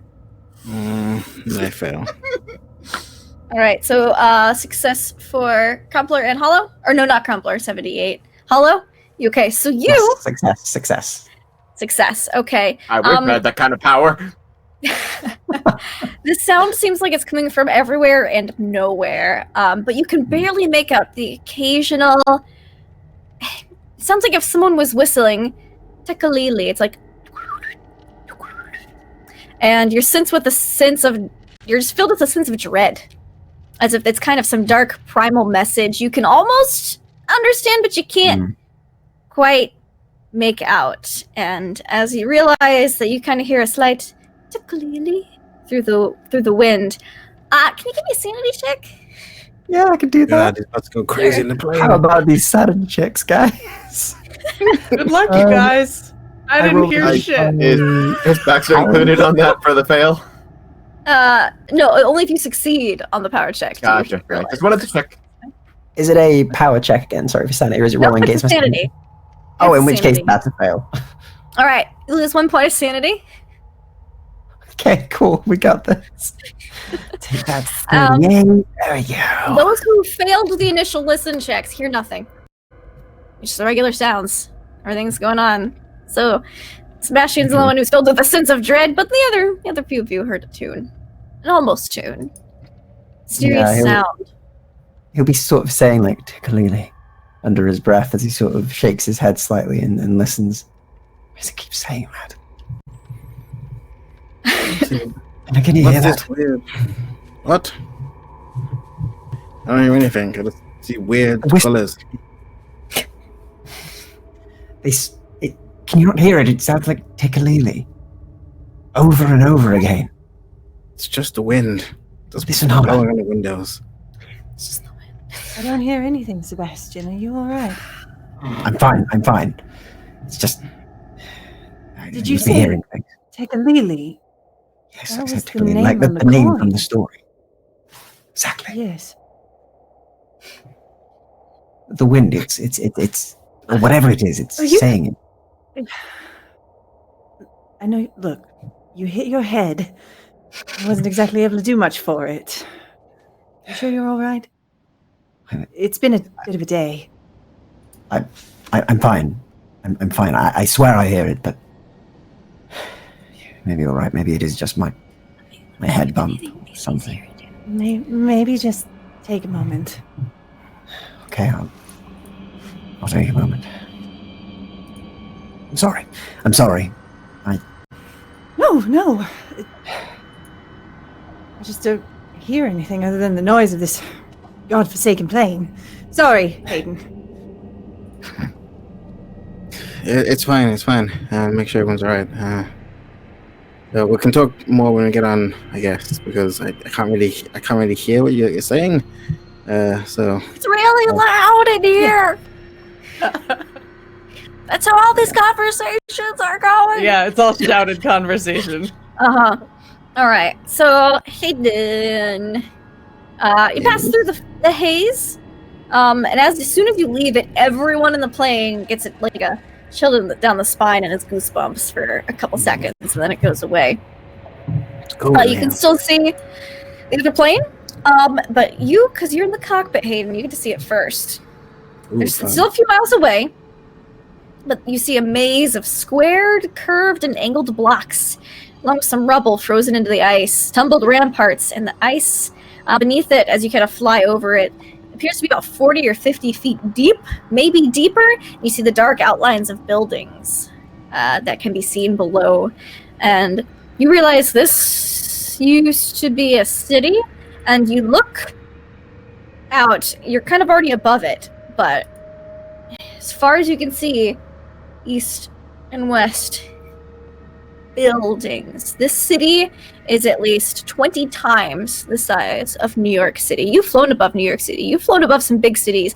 Just the sheer size and immensity of this city blows your mind, and I need you to make me a sanity check, Hayden. It just keeps going. Yeah, you've never seen a city this big, especially with buildings this size. The buildings themselves are at least 5 stories, most of them. That's a nope. So nope, you lose. Let me see how much. 1 point of sanity. It's not bad. Yeah. So Okay, I got my you friend kind with of. Everyone else starts See to it see it for after real. 2 minutes. You can look at your windows and tell that you are above this massive city. Massive is just the biggest word to use to describe it. It's ancient and deserted. You see ruined plazas, shattered towers, streets, walls, and also large bridges that look broken in certain Oh, areas. wow. You assume it must have been a massive river that once wove through this valley. You're guessing it's about 300 miles wide by about 30 miles, or 300 miles long by about 30 miles wide. Just kind of flying above the altitude you are above it. It's big. Lena, have you ever heard anything about this?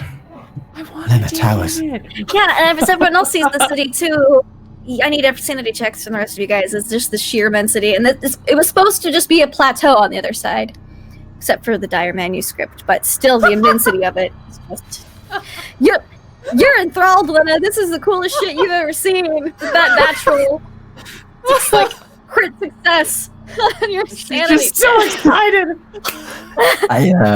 Another failure. Cue the enemy eye. Please. Yeah. Yeah, if you fail, it's just 1 point loss. I'm hemorrhaging sanity in this game. I'm gonna use one of these. Yep. If you failed one, 1 point loss. I think we might hear Lena give just like the most girlish squeal of delight. The archaeologist nerding out. This is her field of expertise. She wants to like jump out of the plane right now and go dig in there. Alright, you're so excited. And I need a navigate check from Baxter or Hayden, or both. You both can roll it to see if you can find a good place to land. Yeah. In this place. There's a lot of it's rubble, and you see ice kind of sticking up. You want a nice, flat, wide area. So. Yeah, Hunter run up to the cockpit window Mhm. and is looking. I used one of my crits here, Lindy. Okay. Yeah. Oh, Baxter rolled a 7. Man. I just want to Okay, remind, cool. I have a 10 in navigate, so this was a long shot. This was a long shot.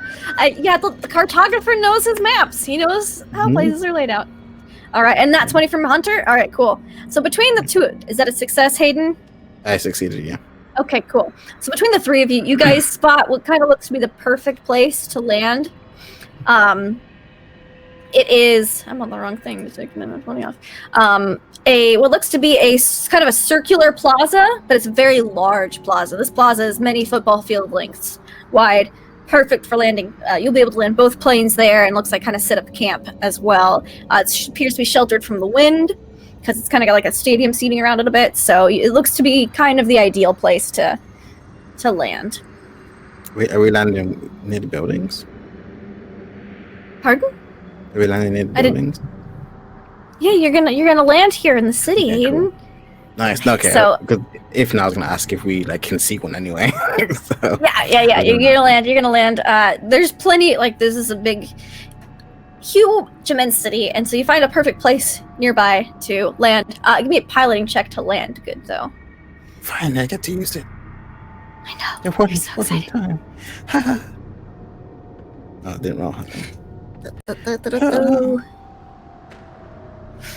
68. That's a. Let's see, pilot. Yep, that's a success. Success. Cool. Yeah, you're able to land the plane. No problems. It looks like Starkweather had a bit more difficulty. Like, there is like a really nice landing strip, and you took that, and there was one that looked like a little bumpy, like a little bit more ice stuff, and you're like, Starkweather got that one. I'm not wrecking my plane. And he, like, one of the landing skis kind of bends out of shape on his landing. But you guys have landed safely in the city. This Lena's You like guys the do? first one off the plane. Perfect. Expected nothing less. Smoke. All right, listen Hi. up, everyone. Stay close. And I'm right with Lena as she's going, making sure that I unsling my rifle, Uh-huh. and I've got packs. Make sure Lena's got her packs, because I know she rushed off the plane. Yeah. So yeah, if she forgot her pack, Hunter will grab it. Make sure that follows her. Everyone, stay close, stay tight. Yes, of course. We should be careful. Efficient, but careful. Yes. Is there All like right. a central place on this where we can see, where we have a clear field of view of the majority of everything here? Pretty much like this. There's not a lot of. The reason you chose this place to land is because it's a plaza with hardly any rubble in it, so you can see the entire plaza no problems. It's got like a slight wall going around it so that it's sheltered from any wind that might be coming through or any storms that would pass by. So you can't see, like, except from the tops of some of the neighboring nearby buildings, but you can see the entire plaza unless you're standing in front of a plane or something. So So are we on the edge of it? Are we in the midst of this place? you pretty much park the planes down the center. All right, but the city, are we on the edge of the city? Not quite on the edge, you guys, but you're not quite in the center too. Like, it's massive. Like, there's not real, like, you're never really on the edge unless you're like, oh, here's the Antarctic, here's the mountains. So it's pretty much mountains or city. You're kind of in the midst of it, per se. But not in the center. Nowhere, you're not near the center. It's kind of hard to see the center. You guys kind of just picked the first good landing place you guys saw, and so you don't have to get near the center. You just want to see what's here. So, how's the wind? That's where you guys are at. It's actually non-existent. Once you step outside, you notice that it's still, eerily still. You don't think? It seems like not a single living, breathing creature has passed by here in millennia. This is Lena. astounding. What is this place? I know about as much as you do right now. I could take a look if we're all ready to go. Speaking of that, Lena, Sebastian says, and kind of walk to the side and speak. Can gesture to speak privately for a moment, and She'll go over. A lot happened on that flight, and I may have been a bit out of my own wits, but Towers, I'm sure that didn't escape you. No, not at all. Seems like we may have found a place that has them. Indeed. Starting to believe that perhaps your dream had more to it than we originally thought. Yes. Perhaps we should operate with caution. I'm inclined to agree, and considering the things it seems you've observed on the way here, didn't mean to discount you on the plane, it just wasn't really the place to talk about it. When someone says they're hearing voices saying Tikkalili all of a sudden, I would also discount their opinion. He nods. I don't blame you, but Well, I have no idea what's going on here right now, I'll be honest. let's just keep our eyes open and be willing to observe carefully. Indeed. I'm good at observing. I am good at observing at the very least, he says before turning back to the rest. So where do we begin? Wait for the other plane to land. Wait for them to disembark and join us. That's their landing ski going wonky as Starkweather lands the other plane. Comes off. All right, people! We have landed.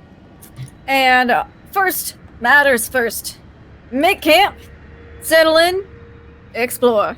So let's get to making camp. And he starts lugging off tents. Because the oxygen is so thin here and you guys can't use the oxygen masks while asleep, the setup is different than the setup down below. You guys have one very large tent that's got like a heating coil in it, so it's a little bit warmer. And then inside of each of the smaller, there's 3 smaller tents inside. Inside of each one of those is a canister of sodium bicarbonate, I think. Yeah. And that's to absorb the carbon dioxide that you guys exhale out so you guys don't get carbon monoxide poisoning. And canisters of oxygen will be slowly just cracked to hiss out. So it's called the oxygen tent. And there's like a little pass wall that you guys kind of walk through to keep it sealed in. So you don't want to come and go a lot through it because that's where you guys are going to sleep without, getting hypoxia in this altitude. But so that's the tent setup's different, but... So if there's no wind, what's the temperature like here? It's not as bitingly cold. It's still, I believe it's negative 37 degrees Celsius. I think Hayden, once he's once he's done all of the shutdown procedures, Mhm. it's just going to like walk out and like kind of look around. I'm gonna go over to the nearest building. Okay. It's kind of like rub a hand over it, see if it like I can see under the ice if it's like if it's translucent or anything. They're actually most of the stuff in this vicinity. Actually, this like kind of like plaza stadium with the buildings next to it. No ice. No, Like, there's it's not ice. frozen. Underneath you. Like, there's ice on the ground, but Yeah, but it's not only on like today. the like one side of the building has ice. Like, you're guessing the windward side. But there's you could walk inside. Like, it's open. There's no windows. There's no doors. You What does it can walk look in. like? As in like texture of the stonework and. So it's a stone that you don't recognize. It's a stone material you've never seen before. You walk inside of it, and the dimensions don't make sense. It's almost like a cone. It's very wide at the bottom, then at the top. But then you go to the next room, and it's the opposite cone. The ceiling's really wide, but it kind of narrows down to the bottom. And then there's a third room that's like narrow at the left side, and then it kind of widens up at the right side, and then vice versa. It's just the dimensions and everything's curved. The next building over, everything's very square and blocky and precise, but slightly off kilter. Geometry doesn't make sense, but it's very precise. No like belongings or anything frozen in the ice or anything like that around. No belongings in this room. The next one over that you go into, the more geometry one, you see that there's wall carvings. Okay, I'm gonna like go out. It doesn't depict a scene so much as it's just beautiful. The shapes, like, it's kind of like a mosaic almost, where you see all the interlocking shapes and colors. It's like that, but it's just a beautiful pattern. It's incredible craftsmanship, whatever it is, deeply carved into the wall itself of the building. Something that takes an artistic hand, something that isn't. Yes. Something that isn't really old and like cave drawings. Yes. Well, if you asked Lena, she would say they're older than cave drawings. Yeah. But Still very pretty incredibly done. detailed and well tooled. I'm gonna like Baxter, come over here for a second. Alright. Look at this.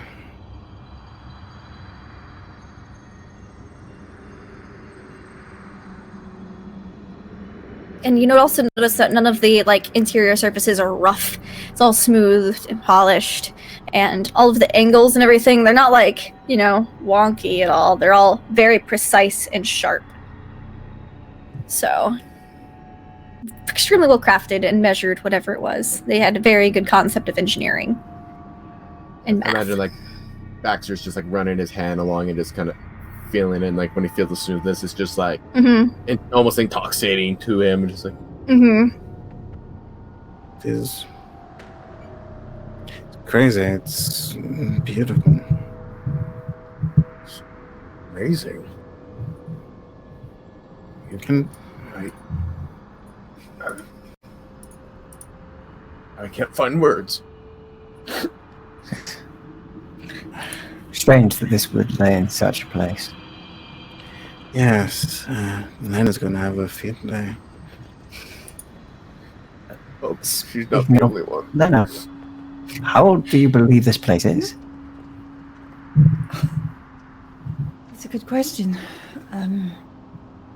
Oh, She's probably gonna unroll her tools and like find something she can take a chunk out of and get a look at. Give me an archaeology Like I don't check. know, a stone or something. Let's see if I'm actually good at my job according to the dice. This will be hilarious. Yeah, you're real good. I don't know what you're talking about. Yeah, it'll do. I mean, I know you have One at least like a success. 50 in archaeology, right? I have like a So, yeah. 71. Oh, so that's a hard success. Yeah, you're good. Yeah. So, the specific buildings that you're looking at right now are ancient, like older than any other civilization you've seen on Earth or heard about. Older than dirt. Okay. Older than dirt, maybe even older than the dinosaurs. Okay. The technical term is old as yeah. Literally all this dirt. This is. I've never seen anything as old as this ever in my life. That's Not even dinosaur fossils. This predates anything I've ever seen, anything on the books. it's incredible. You found something that came even before then. And it seems Beyond almost incredible. It was completely untouched as well. This And the way this looks as well. This the geometry of this place is strange. Mm-hmm. It's almost strange in its non-Euclidean. perfection. Indeed. This is bizarre. I'm gonna need some time to really look at this to make any sense out of it. From what I saw from outside, those- it goes on. Yeah, are those drawings that Hayden saw visible from where Lena is? Yeah. Okay. I think she's gonna go take a look at those. And It's just fascinating shape and texture. It's still smooth, but just carved in grooves, and not like someone just took like a chisel and they're sharp edges. They're like even the inside of the grooves are rounded and smooth, very well carved. It's like almost mechanically perfect.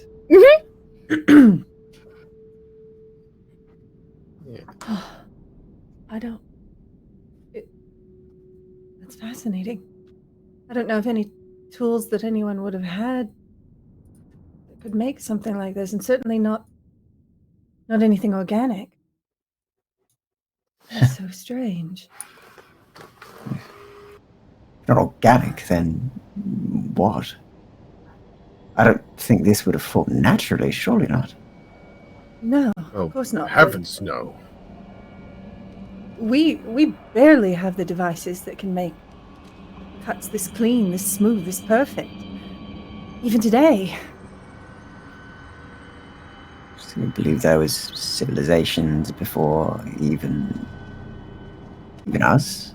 Even the earliest of civilizations? You said the dinosaurs. I don't discount anything, but it seems unlikely. I mean, is it though? When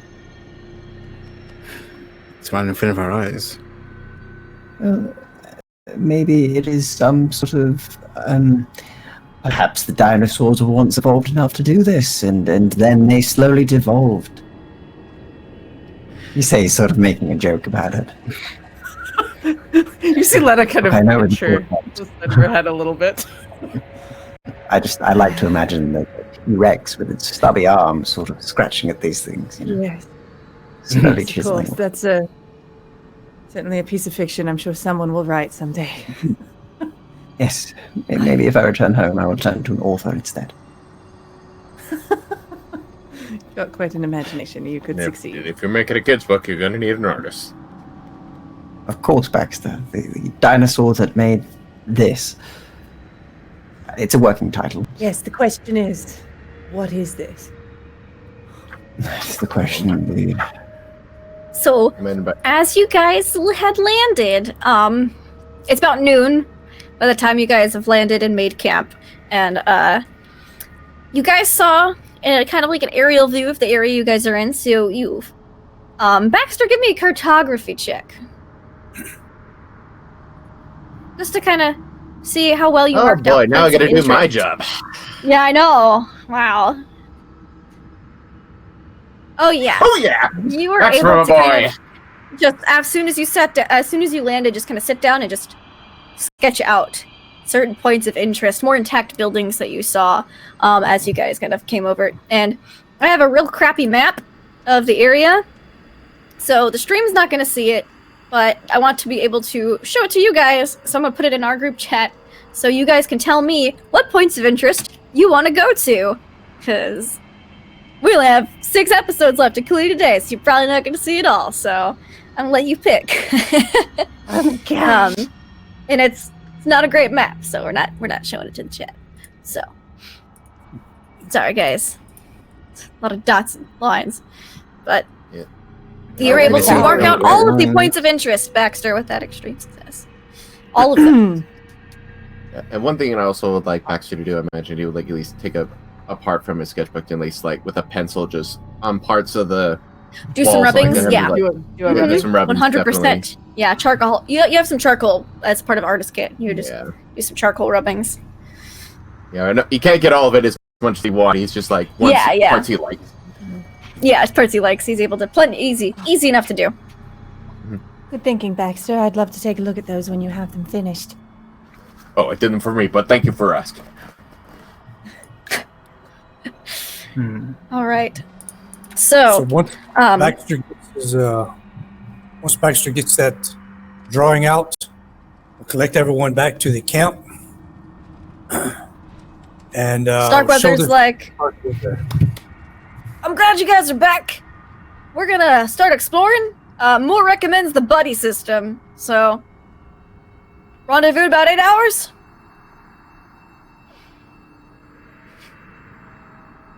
All right. Yeah? And he heads off with He's like, great, someone agreed. Let's go. It's like it's that moment of like Baxter wants to reply, but it's just like, do I have a choice? Right. So first up, we're going to hit everything that is within sight of the plaza. Mhm. All right. So we're going to go now. The building that they looked at earlier, is it listed on here? No, that would just be next to the plaza. Okay. Just unnamed building number 23 billion. Those are probably that many in the city. So I see something. All right. So labeled which as a end white of the? obelisk. technically, you Which can end of see the- all of these from the plaza. They just, whether or not you go down streets and stuff first. So, because a lot of them are tall. The plaza is pretty flat with the small wall around it. So, Okay. So is that a 4 or a 9? I mean, that looks like a 4 between 23 and 50 or 10. that's a 4. Yep. 4. Okay. What does 4 look like? It looks like a pit with a ramp that spirals downward. Let me get you an exact reference of that. But yeah, you're easily able to walk over to that one right now. It's not very far. Nope. Yet we want to visually look at them first before we start Yes. walking anywhere. It's less than 150 yards from camp. It's real close. Like you're able to just you definitely saw it from above. It's let's see. So you guys find a small give me spot hiddens, by the way, as you kind of are looking at it. It's a huge open pit, about 65 yards in diameter and 20 yards deep, with a rubble-choked floor of ice.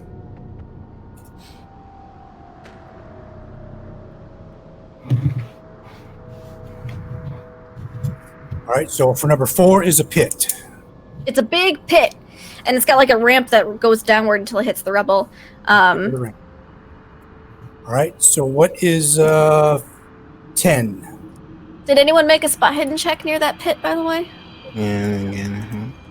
I failed. Yeah. Failed. All right. Did Hollow succeed or Sebastian succeed? Not actually looking in the pit yet. Yes. All right. Not in the pit, but near the pit, you find a twist of yellow paper, Sebastian. Which, having read the Dyer manuscript, you would realize this is one of William Dyer's trail markers.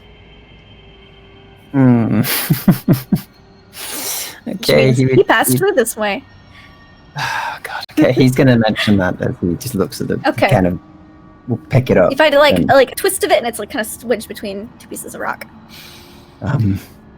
What is that, Doc? Which means they probably landed their plane in the same plaza, as it's the first good landing site as you enter the city. Did you read the manuscript? And they spoke of the markers that they had left. He just gestures with both hands, like this is the markers, Hunter. Do you like Vanna White it?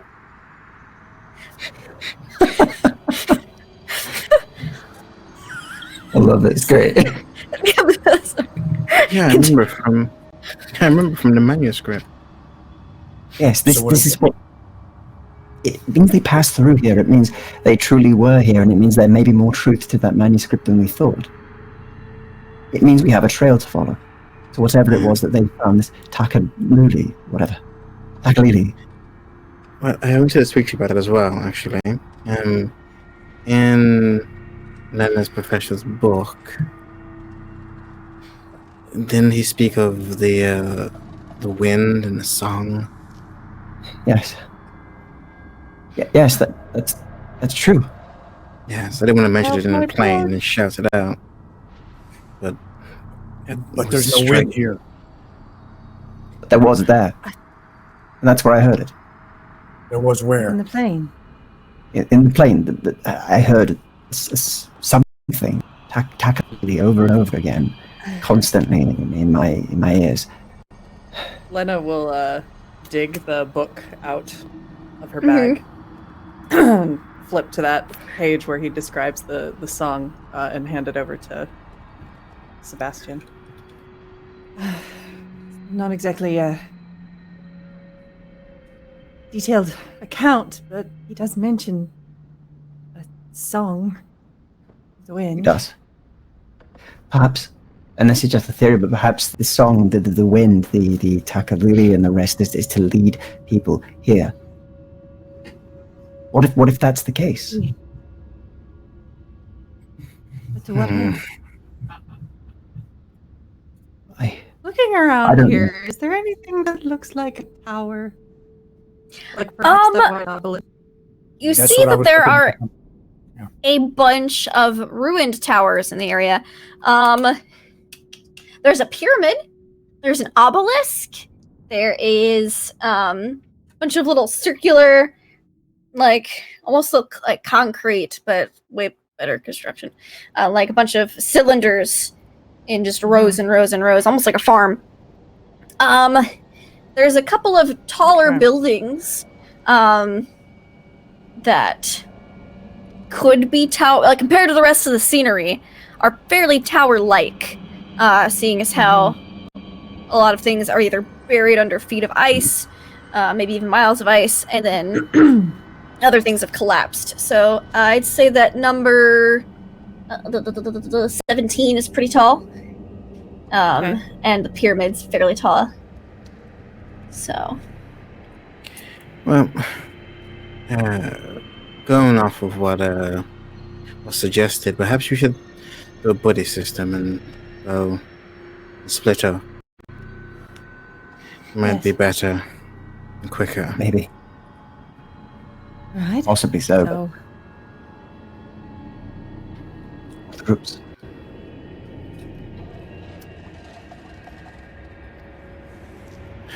Is that alright Is- with everyone?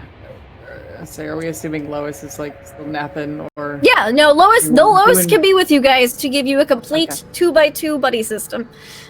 All right, so what is 10 then? What is number 10? Number 10 is so you can see that it's a frozen waterfall. You can see it from where you're at. If you kind of stand up on some of the rubble or the tower, or like one of the if you climb up a little bit, you can see that there is an old riverbed with a big, like, just frozen water. It looks like a frozen waterfall. It's very beautiful. That's about all it is. It's gorgeous. All right. Go around number 9. Before we go Alright. around, Yes. Hayden's going to suggest. So should we split up then? We will, but we're looking at everything else first. We're not just going to run off to each item. We're going to keep everyone in sight. We're going to do this systematically. Copy? Well, if we sticking around in one spot, then We're we're not not going really around going in to one see as spot. much. We're going to look at the items here first, and then we're going to see who wants to go where. And then we'll do this. Very It's number 9. Number 9, it looks like just a building. One of the many buildings in the area. Most of them look like buildings with slightly differentiating features. So you can kind of see them from where you're at. So And number 8. number 8. That's your camp. 8 is the camp? Yes. You kind of All put right, it against one of the walls to give it more structure and support, easier to set up the oxygen tents. Okay. So 9 is kind of another like an alcove in the wall that Moore has set up for like a desk and to like a place to set things that y'all find. It's like a receptacle, like put specimens and things you find here. Okay, so we're using 9 as specimens. Yeah. All right. Okay. Let's see how Lois does on her Alright. temperature readings. By the way, let's see. It's getting colder. We're all dying. I think that's pretty good for her. She's taken a bunch of notes. The weather's different here than it was on the plains, so she's taken some weather notes. She's like, the weather here is just very fascinating. If you guys didn't realize that, I believe that it gets a lot of wind sometimes based on the effect you can see on these buildings here, but currently it's just very silent. Maybe it's because of that windstorm we had a couple days ago. I'm not really entirely sure, but I'm definitely taking notes. Excellent. Great. Wonderful. You keep at it. All right. So Hunter looks at Lena. 53 passes. Yes. Right. Thanks. So we've got a pit. We've got a frozen waterfall. The pit was where that marker thing is. Which one do you want to hit first?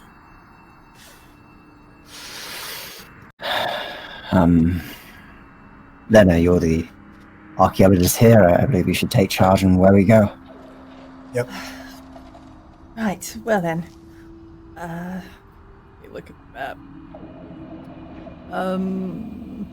4 is the pit, and 10 is the Sure. waterfall. There's a little guide We're- on the bottom for you guys too, so you guys can look at stuff. We're currently surrounding You're, the pit. you're just in the somewhat, or plaza at this point, In the plaza. Yeah.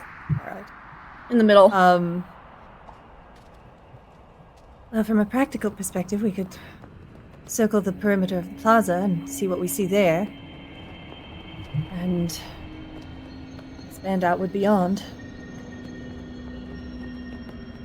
Makes sense. To start. Let's take today and let's get everything around the circumference of this plaza at least looked at and mapped out. If we don't have Yep. time to search everything, we at least know what's around here in this immediate vicinity before we start branching Yes. out. So we'll keep everything to within 200 yards of the plaza. Very well.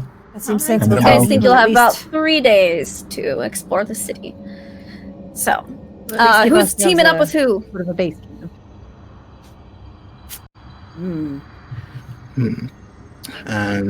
I would most likely grab Sebastian and be like, Look at Hayden and you grab him. perhaps if we're going off, should we?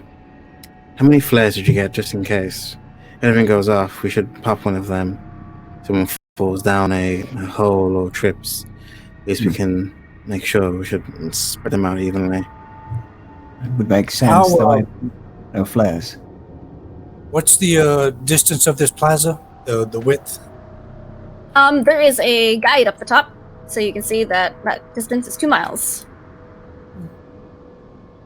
And unfortunately, I did not bring flares with me. I must apologize. So probably about a Hayden. quarter mile the width, about a half mile, maybe a mile in length. All right, there's no wind, there's no snow. It's flat, so we have good visibility. We have Mhm. good. Do a test yell. Everyone, do a test yell. Let's see how the sound carries here. Oh, a few yells, it just carries. That's what I thought. It's eerie. Very much so. Exactly. Go on forever. What is this that we're standing on? What? Anyone know what kind of stone this is? Is it stone? Well, just give me a moment and let me see if I can determine that. I'm no geologist, but I know a little. Oh, Moore's a geologist. Hold on. She's just gonna. He's not sure. He's taking some time. It's very interesting stone you guys really haven't seen before. But it's definitely stone. All right, to save our flares. Now, when we were back on the ship, we did some semaphore. We learned a little bit of semaphore. Yeah, you guys know Just like flag- just how many flares to signal and how many stuff like that. Just flag waving. It's flat, so we can stay within earshot and view. So if you need something, yell, wave a t-shirt, wave something that you've got, a pack, your hat, whatever, and we can see that, so we can save on the flares. All right. If I don't think beige and ice would to see that quite, but good job, Baxter. But yes, I think we should go before it gets dark. We should head out and. It's not really going to get dark. Right. All right. It's Antarctica in summer. I don't fucking know what's gonna happen here, do I? Your assumption is that it's not going to get dark. It's Antarctica in summer. Everything is black. Said all the buildings are black. No, they're actually different colors. Different types of stone. Some are darker, but they all kind of have a slight bluish tint to them, though. They all have a slightly bluish tint. You're not sure if it's just centuries of ice or the cold kind of having an effect on the stone, or if they were originally this color. It's hard to say, but a lot of different shades of blue. Some are so dark they're almost black. Some are almost white. Just a wide variation of different types of stone and color. Till blood gets smeared all over them. All right, Lena, take your team. Pick out which one you're going to go to first. Every 20 minutes, the teams will signal each other, waving, yelling, whatever. 20 minutes on the dot. Wouldn't a half hour be more practical? 20 minutes. I'll just do as the man says, Lois. Let's just get on with this. Okay. Right, And it's Lena, just like 5 getting minutes. impatient and really wants to like start looking at shit. Yeah, I know. That's why I'm trying to hope. All right, so Lena, pick you one.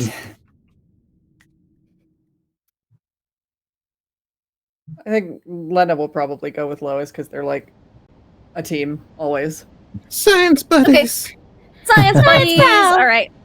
Lena and Lois. What are the other teams?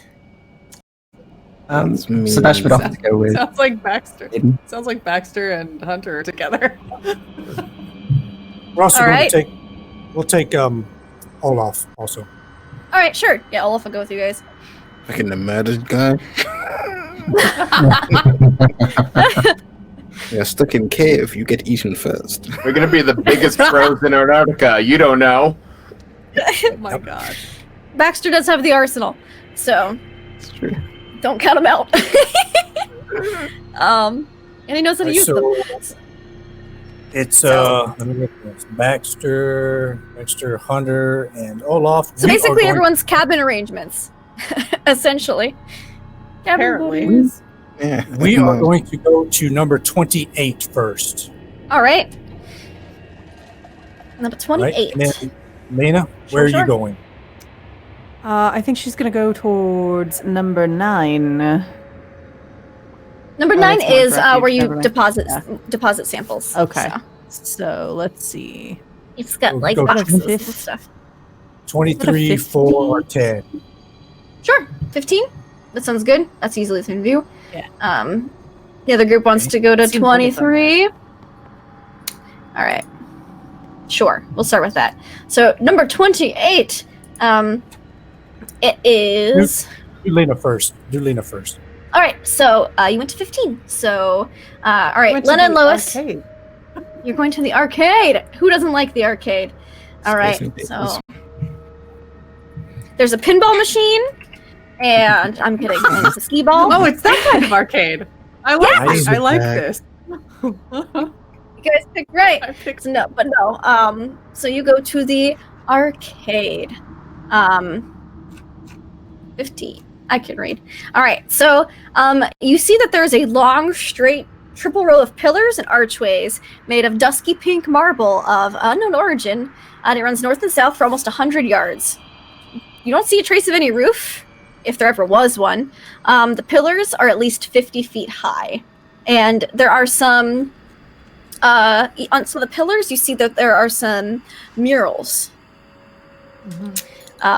Did I give you a point in Cthulhu mythos after your dream? Because I meant to. I don't think so, Okay. Negative. but I'll take All right. it. Well, give yourself a point of Cthulhu mythos, Cool. and That's fine. And as you're kind of looking at these murals, carvings. They're all carvings, so none of them are painted, but they're carved around a bunch of the pillars. Give me a intelligence check to see if you can kind of decipher their meaning. Sure.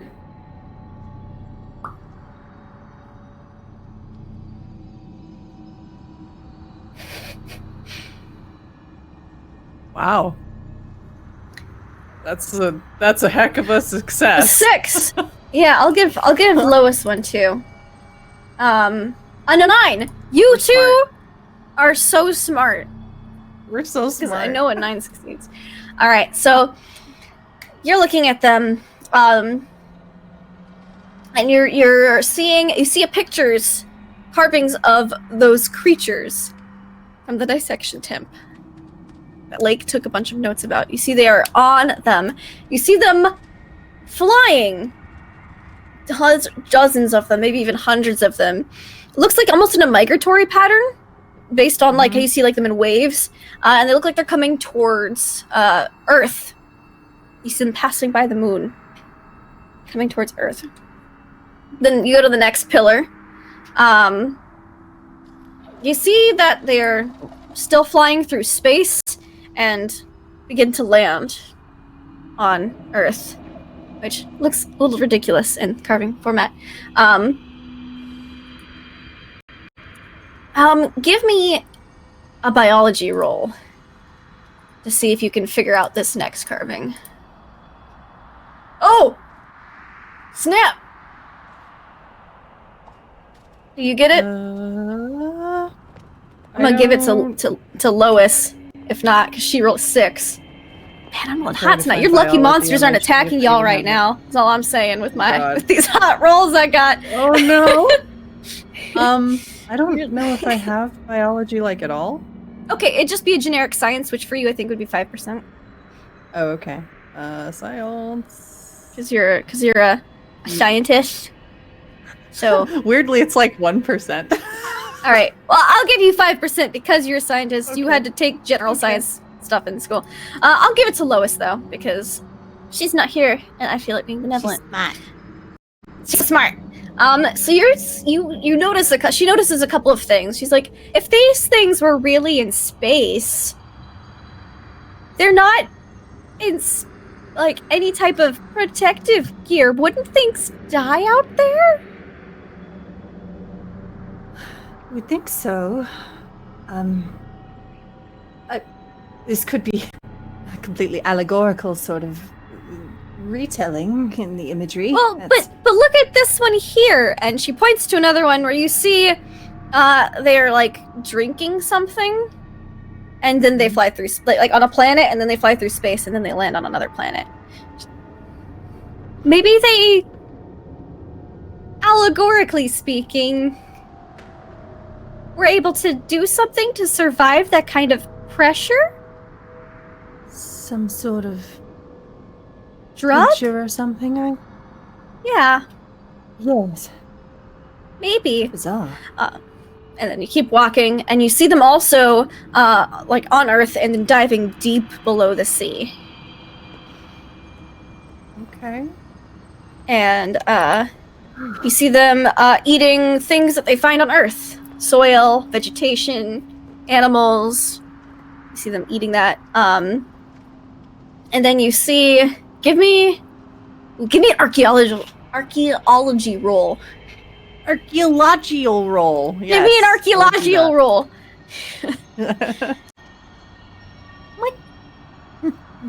That's a success, barely. All right.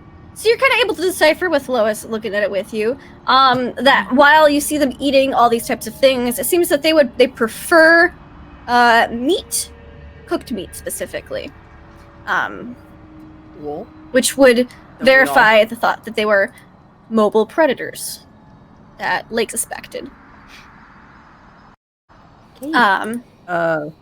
I think see it periodically from- as they're going through these, she's stopping like almost after everyone to sort of recount what the description of it is. All right, and then you see, like a next pillar shows one of them, like some of them falling into volcanoes and dying, and some of them getting frozen and being dead You see that their burial rituals detailed on there are a 5-sided hummock of snow with a star on top. So you're like, oh, those were burial mounds we dug up at Lakes Camp. Cool. And there's 2 more that you can see here. Oh, 3 more actually. So you see that that one of them, they're using a bunch of mechanical technology, and then they destroy and abandon it in that pillar. And then the next pillar shows them using some kind of chemistry, some biochemical technology that they've adapted in favor of the old. You see it like built up on top of the old mechanical energies. And then the last one, you can see them writing with those dot patterns that you see. And at this point, having had a weird dream about this, I need a sanity check from you as you see these 5 dot patterns in writing. Wait. With a 14, you're able to, you see the dots kind of start to swirl and shift, and you blink a couple times, and then they're back to normal.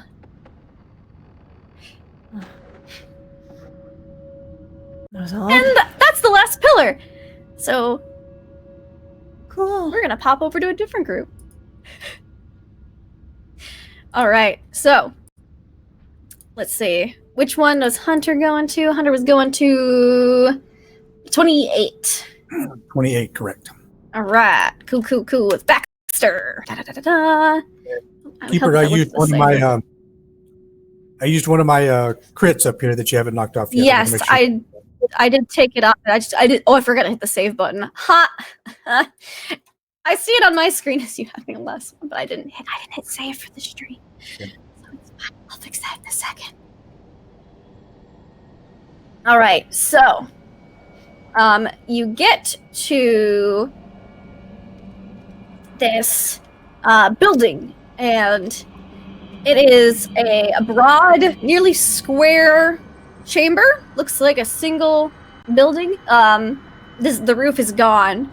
It is a gentle sloping floor with deep channels. You don't know what the channel's purpose was, but they're about 2 feet wide and 2 feet deep, and they lead into the building. You get into the building because the promenade didn't have a roof, but pillars. It looked like it used to. You get inside the building and you see a half cylinder laid on its side. That's kind of the shape of the ceiling. It's real weird. And it seems to be formed out of the solid bedrock of the plateau. So maybe they just carved it out from the ground originally. There's 6 bands of murals that wrap along the room. And also you see the carvings continue to cover the rest of the ceiling as well. And each panel is about 7 or 8 yards square. There are detailed maps and beautiful pictures and broad sweeping outlines. You can see that they tell a similar tale that Lena saw of that, like the creatures arriving on Earth. And you kind of look, and it seems to like cover all but the last panel is filled. You see one blank panel on the building. And if Baxter and Hunter want to give me intelligence checks to see if they can decipher some of the further panels, you're more than willing to. How, what's the size of this room? Hunter's going to go through and clear the room first to make sure it's safe. Sure. It's massive. It is... Oh no! 90! It is hundreds of feet across. Because each mural or panel is about 7-8 yards in height and width. Yards, and so and there's dozens of them. They kind of like weave back and forth into a story, and all but the last panel, so you can see the whole room at once. It's just you're looking, and it's one big open chamber. All right, so the half dome ceiling. Hunter will just be escorting Baxter then. Okay. Baxter, take a look at these. I will occasionally. I'm looking. But my eyes are scanning the room, constantly looking for anything other than us that moves. All right, give me spot hidden, or tracking, or survival. I'll give you either of those 3. And Olaf is with us. Yep. He'll So look you as said, well. He'll do tracking. Tracking. Okay, I will do survival. Okay.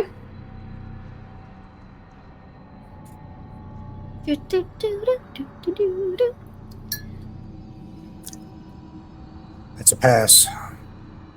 All right. With your survival skills, you can see as you guys pass through, you're leaving footprints in the snow and the dust that is accumulated here. Nothing else has been in here for a very long time. There's no signs of movement in the past many, several years. Dozens of years. Many, several didn't make sense. So I revised it. I'm tracking. Okay. All right. So It no seems sign safe. of any living creature having passed through here. Olaf, have you seen any signs of None. Yeah. Nothing. Just us. What's it smell like? Is it cold? Cold, dusty, old.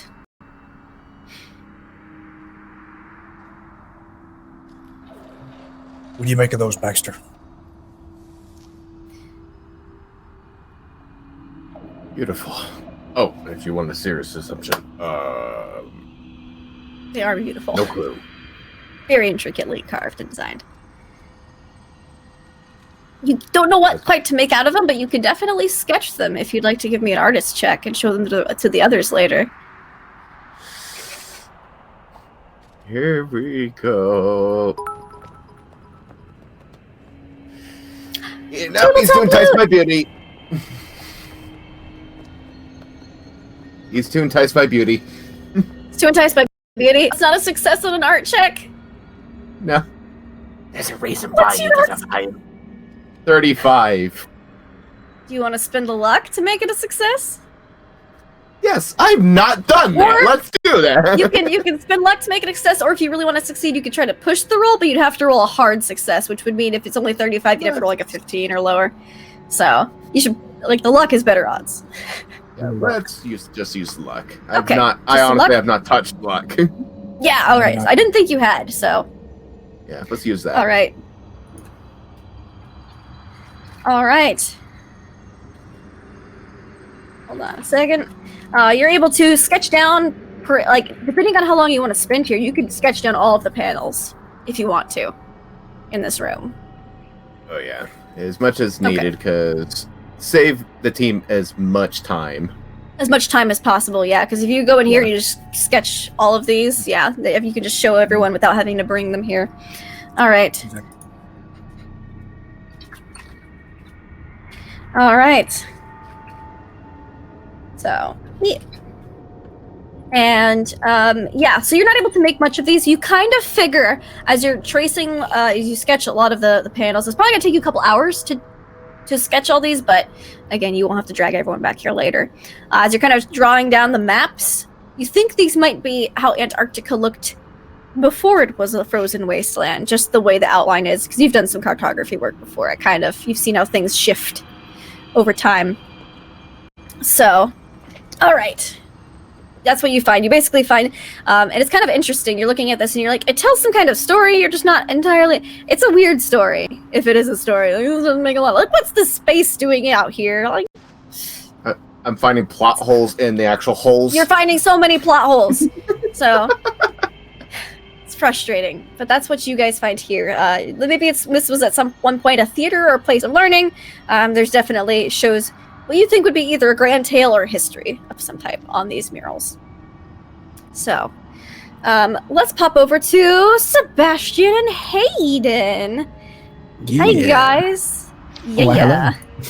Yeah. Hi. I think you guys were going to 23, if I wasn't mistaken, because I was the one in between the ladies scientists and the other three. So. Oh, Da-da-da-da-da-da. Sure. All right. let's go All with right. that. Yeah, sure, why not? So you guys kind of walk up to this one, and it looks like a half collapsed. It's gonna be a bridge. I can't not say the word tubular and not think it's tubular. So sorry in advance to everybody else out there. But it's like a bridge that was once a tube, and it's kind of like partially collapsed. But you guys walk through it, and you see that there is a small oval room that's sheeted. Like the whole thing is kind of as a sheet of fine, clear ice over it. You find a few stains and scraps of shriveled, dried tendon, skin, and blubber surrounding the edge of a dark hole about 3 yards wide and nearly 20 yards deep. Okay. Can I look at that and see if I can identify if that is what type of tissue that is? Yeah, give me like a biology or a medicine roll. Whichever, I don't know which you have. You're a doctor. You have one of those too. I got a medicine. All right. However, a 72 is a fail, unfortunately. I'm able to use any of my luck for that. I'm trying to remember how that works. I'm 2 away from succeeding, so. Oh, yeah, you can spend 2 points of luck and make it a I'll do success. All right. So looking at it, it looks as if someone had butchered a seal here for consumption, because you don't eat the blubber. You kind of cut that off. Because the pieces that you find are inedible, so it looks like maybe someone killed and butchered a seal for meat at some point in the past 3 years. The past 3 Maybe years. it was Dyer, or 2 years. When the last about the same time the last expedition would have been here. Maybe it was Dyer and Dansforth when they were looking around. Something else. A seal was butchered here, and probably cooked and eaten. You see some like soot, like someone made a fire, and cooked it, and it probably ate it, but then cleaned up after it. Hayden, this flesh, this scraps that you see on the ground. Oh wait, hold on. Before you tell me, this isn't going to be one of those. You give me exact detail, is it? No, I'll give you a very quick rundown. It's seal. Was that better? He says and kind of smiles. Oh well, that's better. Good. I'm really trying. It looks like somebody had a meal here. A meal of seal. Cool. Let's keep that between us. Yes, I mean, I thought it was quite all right. So a little embarrassed. But, Well, like a hand on your shoulder. Thank you, Hayden. In my time of need, you are very much here to support me. But yes, what do you think about this entire thing? The ice structure ahead of us. It's so very strange. I mean, this kind of structure and civilization being here. I know no one's been here before, but still. And a seal? How's it? Where did that even come from? I don't know. That was what I was thinking. Wherever could they have got a seal out here? Did you say there was a hole nearby as well? Yeah. This thing. Mm-hmm. What do you think? If you turn on one of your lights, it's about 20 yards deep, so it's a little dim, but you can see that there's some bones at the bottom, like maybe they discarded them once they were done eating, like trash pit. Trash pit. Okay, I mean, he'll kind of have a look in. And you don't see like a pile of bones. You just see bones from one dead seal. Yeah, it seems they used its hole as a sort of place to throw their rubbish. But aside from that, yeah, it's weird that there'd be a seal. Maybe there's some passageway in one of the buildings somewhere. It's wandered around. Possibly. Underground. That could very well make sense. Yes, a cavern of some sort. You guys did see a frozen riverbed, so yeah, that might be there's where. some not frozen water nearby. Maybe the water. Yes, I say we check out what's in there. He says, kind of shining the light on the sort of oval-shaped ice thing. Seems to be interesting. The shape is rather unique. It is. Let's take a closer look. And Yes. take a closer look. With my All right. seeing eyes. It's your seeing eyes. You walking towards where again? I was responding. I was looking at myself. The oval shape. Oh, so the oval room. It's just it's an oval-shaped room. It's got the tubular tunnel that connects it to the plaza, and it appears to continue past it. Like maybe this is kind of like a waypoint at some point. with whatever these tube tunnels were, but it's completely collapsed on the other side, filled with rubble. Very tube-like, isn't it? Yes, you could say tubular. Yes, I was thinking the same thing. Yes. But still, what do we think this was? He says he looks around a bit more detailed. We'll see if he can spot anything strange in Give me here. a spot hidden check. Yeah, I won't be able to do it. I don't have eagle eyes like Leonard, but... I know. 17, so that is What? Yeah, no. Both of you guys. hard success. That's a hard So- success for me too. Looking at this, you kind of see that there is. You didn't quite notice it because of the rubble at first, but it is the one of the tubular tunnels. Kind of leads up to a room above where you guys are at now. So you can go up there if you'd like. Oh, you see that? Yeah. I do, Check it indeed. out. Yes, definitely. I'm very curious now. Also, you seem Alright. jittery. I have this. Don't drink it. It's a friend. Hmm? I'm gonna take out my flask. Mm-hmm. Does he see it? What's your sanity at, Sebastian? My sanity is at a solid 37 at the moment.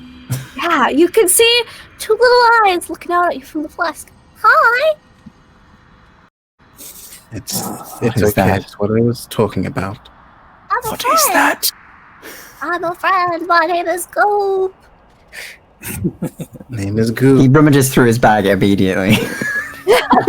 Gets like a bunch of aspirin and just pops one in. It's alright. Must be You're that fine. concussion from earlier. I must be I seeing see it things. too. You must be showing me some sort of drink, and my concussion must be causing me issues. Yeah, take a sip. Hi. You wish for me to sip a drink? Yes, you'll feel better. Trust me. Don't drink me. Okay. Just It is all a figment of my imagination. This is just a plain drink. He says he takes it in one cock. Just a tiny bit. He's telling him to drink Goop. There's like a Tiny tiny bit. There's a tiny No. bit. You're ah!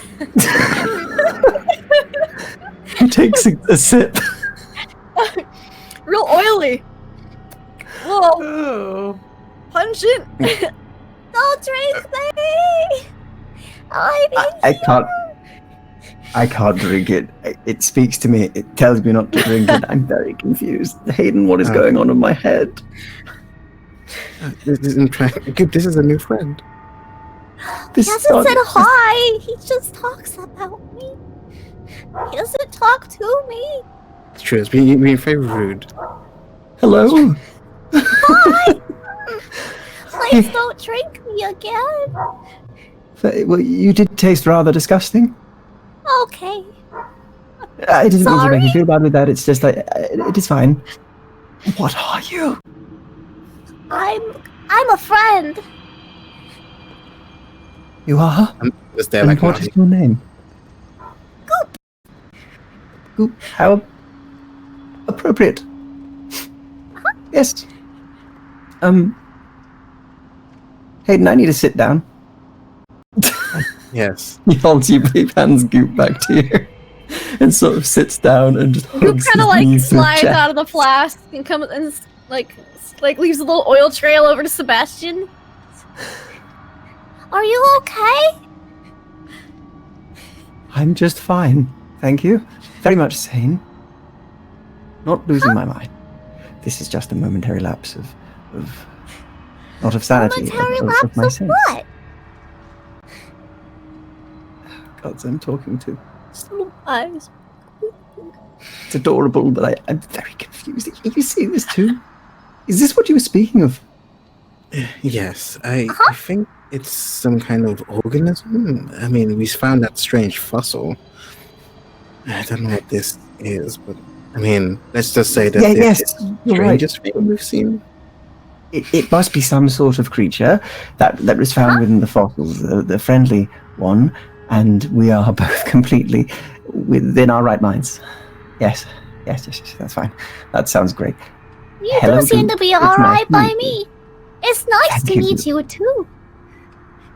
Very much so. You seem very polite. You're a polite little goop. Thanks. I'm going to scoop Goop up. Goop kind of is gonna give you a little pat, a little goopy pat, like against your hand if it's on the floor, just like, It'll be okay. and you're gonna get back.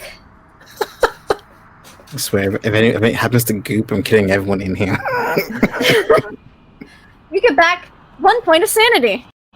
Is it just that? As it's that Goop meme touches I've you, you feel noticed the warmth for 5 of- minutes. You feel the warmth of friendship pass through you, and feel a little bit more comforted. Warmth that I'm so unfamiliar with, but yet it is so soothing. It is. Friendship Yeah, is he's sort of power. nods. Friendship is power, Hayden. Friendship is power.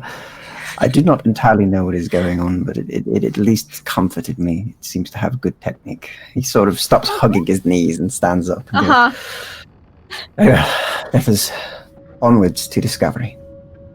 Indeed, I'll put Goop back and I'll kind of put back in my pocket. It's mine now, right? It's mine, Sebastian. It is yours, Hayden. Good. Yeah, let's go.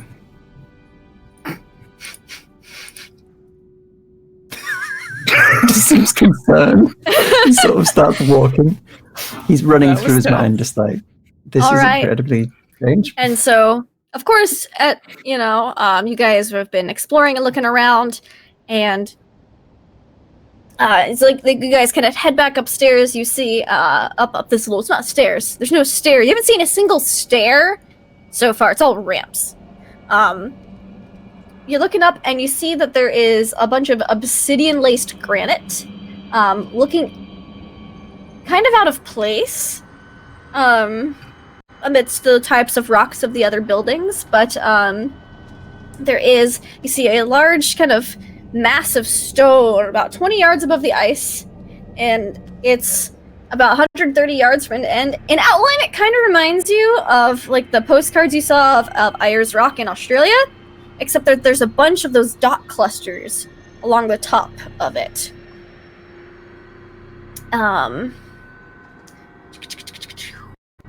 Give me spot hidden rolls, you guys. You guys had awesome spot hidden rolls earlier, didn't you? Oh yeah, 11 and 17. I'll see those carry over because you got such good successes. You notice that the ruins all around this kind of area appear to be the remains kind of like a barn-like structure, perhaps built over it as if to protect it from the weather at some point. But of course, it's all kind of caved in and rotted at this point. And you see, not too far from the northern end, you see that there are carefully crafted hummocks formed of pressed snow, about 6 feet high and 8 feet across. This is You see one of strange. them. 4 of them, actually. See this, Sebastian? These hummocks. These hummocks are strange indeed. There's a lot of strange things here, though. Should we investigate them closer with the power of Goop on our side? What could go wrong? I agree with you. And like Hayden looks dead serious. Sebastian looked half serious, and then as soon as he sees your incredibly serious face, he just sort of drops and just looks serious and nods. Yes. Okay. And going to inspect. Inspect. Alright. Inspect the hummocks. You're gonna inspect the hummocks? Alright, so you walk inspecting over to the hummocks. And hold on, I'm updating Sebastian's crits here. He is rolling in them. And I remember to save the document this time so they actually update. And You kind of on top of each one is a green soapstone star with the dots in them, same as you found back at Percival Lake's camp. This pattern seems to be everywhere. It does indeed. I wonder what it means. It seems to be here quite often. We find this pattern. I still have no idea what it means. Perhaps the others may have found something related to it as well. If this keeps repeating, we should probably figure out what it means. Yes. Is it like in stone or nice? It's in like the dots are in the soapstone star that was on top. Mm-hmm. Just like that. Well, get up popping. You pull it out. And it's like, Non-Euclidean pops. Yeah, I'll pull it out if I can. no problem. It's just sitting in the snow. Is it like heavy or is it like? It's a soapstone about this big. Soapstone star. I'd like turn it over and like inspect it. And stuff. One side smooth, the other side has the dot clusters. Strange. I believe it's the same kind of texture as well. That I said. We should take this with us and see what it does. Yes, we should probably show it to the rest. I think that's a good idea. Yes, can go empty-handed. I think blubber is going to be interesting. But at least we know other people survived here, I guess, for a while. Indeed. There is that. Still, I'm more concerned as to what became of them, given that they were here before, and of course they are now, and we know of the rest of their crew's fate. Indeed. All right. It's been a few hours by this point, or at least a couple hours, and so Baxter has finished his sketchings. Lena and Lois have gone over the murals over the pillars, and Sebastian and Hayden had some good bonding time and explored a little bit themselves. By this point, it's been about 3 hours. You probably still have some good exploration time, as Starkweather wanted rendezvous at about 8, right around, time for the evening meal. But you guys are able to do a little rendezvous as you guys kind of start all congregating together near the edge of the plaza. That is where we're going to end tonight's session of Beyond the Mountains of Madness, which we're finally beyond. Yeah. Awesome game, guys. We did the title, you guys. We did the title today, guys. Congratulations. God. It's like when they say the title of the movie in the movie. Now we just gotta smooch the natives. Just gotta. This is the part where the don't title worry. actually came on screen. Right. So we're gonna go around. We're gonna say hi to the cast and crew. Say who we are, where we can find you, what your favorite part was. We're gonna start with Baxter. Hello, everyone. I am Crumpler64, and I'm playing the Baxter Wiggins. And you can find me on Twitter at Crumpler64, and also find me on Twitch under the same name as well. You'll find me on Sunday nights, where I am the DM of an all-female cast. Call themselves a lovely, lovely, lovely lady. I said lovely a little too much. You'll find us as they are playing Curse of Strahd, as they are close to endgame, as they are on their way to Castle Ravenloft. And then in terms of favorite moments, it's... Again, I don't know why I always usually pick like the most weird things. I just think just the moment where Hunter and Bax were just guiding our poor photographer all these horrific scenes. Yes, or Francois. And just pure Francois. Like, oh my gosh. If I had to pick a moment just where it's like, I had a perfect picture in my head of just horrific scenes. Yeah. That was great. Loved it. And we have our fantastic Jimmersion. Hey everyone, I'm Jim Moreno, Jimmersion across all the interweb socials there. I am the Hunter Merrill here, the survivalist outdoorsman. And I'm about this close to losing everything in this environment that I've never been in, have no idea where I am, what any of this is. But I remember that I'm the one who wanted to come out here in the first place, to go through this cave, and because I know the answer's around here somewhere. And that's the only thing that's holding the little bit of sanity I have left. That and whatever this thing is floating around in my head. Yeah, that's fine. Yeah, so my favorite moment would be flying finally over the mountains and seeing this, whatever the hell this city is. Yeah, just ready to get the plane down, land it, and then find out what we can find. Mm-hmm. Probably Awesome. going to kill us, Yeah, well, maybe. You don't know that. I will say the city is pretty cool, and you guys are gonna learn a lot. That's all I'm gonna say. Whoop. So, we have next the lovely Little Cup of Joe. Hello. Yes, I'm Little Cup of Joe. You can find me on the interwebs, on Twitch and Twitter, at Little Cup of Joe, where I stream other things and games and stuff. I'm doing some spoopy stuff on my channel this Friday. Anime Kids with Powers Hunt Yokai, so it's like Call of Cthulhu, but anime. Favorite moment. There were, all of it was really good, but I think every time poor Sebastian had some kind of breakdown just kind of killed me. He got like a lot of them today. He did, bless him. And it's always a delight to watch. Fantastic, fantastic. We all live off of each other's suffering. That's how Call of Cthulhu works. So, speaking of suffering, that's not a good segue. Hey, Pro. You mean who's Dude. making us suffer a little? I mean, I'm totally fine. Yeah, super fun session today. Mine was just introducing Sebastian to Goo and then giving him the friendly warning, it's mine, don't touch it. Yeah, it's super great. It's great. We're all friends, right? Power of friendship. I'm Pro Restarter. Catch me on Twitch, Twitter, YouTube, and Instagram, all under the same name. I had a lot of fun. Can't wait for things to get crazy. Because I feel like I'm already there. Yeah, it's fun. Excellent. Yeah. Awesome. And Hollowtail, our poor psychiatrist. Not for long, it seems.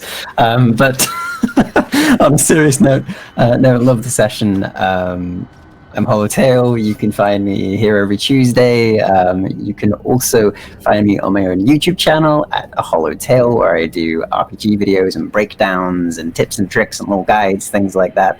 Also on my own Twitch, which I did my first big stream last night, which was a Mass Effect themed one, and that was an absolute blast. And I definitely have another horror themed project in the works that will be announced very soon on my Twitter.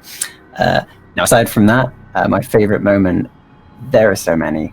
I absolutely loved the initial talk that myself and Lena had at the beginning. I thought it was a great character moment. I loved sort of the slowly going insane on the plane, or not so slowly as it seems. And I absolutely adored the final scenes with Hayden, especially where we were finally having Goop revealed, and my psychiatrist, who is of course a very trained doctor of the mind, seeing a creature that he's been seeing that's invisible for this long. Sort of broke him a little bit, but I think he's gonna find a way to rationalize this. It'll be fine. It'll be fine. It'll be fine. Speaking of fine, hey, I'm Laughable of Lindy. I can use that segue twice in one night, right? It's at the beginning and end of the show. It's totally different. But yeah, hi, I'm Lindy. I'm Laughable of Lindy. My favorite part was, I had so many. You guys just like, I loved it all. I love you guys. You guys are my favorite part. But I liked you guys exploring the city and just seeing your different reactions to different things. I can't wait for you guys to explore the rest of the city, as the city's pretty cool and it's massive. Like I was reading through it and I was like, oh my gosh. I don't know. We could literally just run a whole campaign in this like one chapter of the book. That's how extensive this city is. So it is insane in the membrane. And I can't wait for y'all to actually go insane in the next 5 episodes, because that's all we have left. So I gotta get cracking. Although I don't have to do much work on the poor doctor. So yeah, you can find me online at Laugh of Lindy, Twitch, Twitter, YouTube, where I DM/play in, I can words, a dozen or so tabletop RPGs a week, and just follow me up there. And of course, thank you to Encounter Roleplay, because they are awesome. There is unfortunately going to be no World Tree Burns tonight, as they just had some stuff come up. I don't know specifics, so don't shoot the messenger. But also, we hope Renee feels completely better soon and will be joining us next week, as we missed her terribly, and I hope I did Lois justice. I was doing my best. But we will see you guys next week for more madness. Well.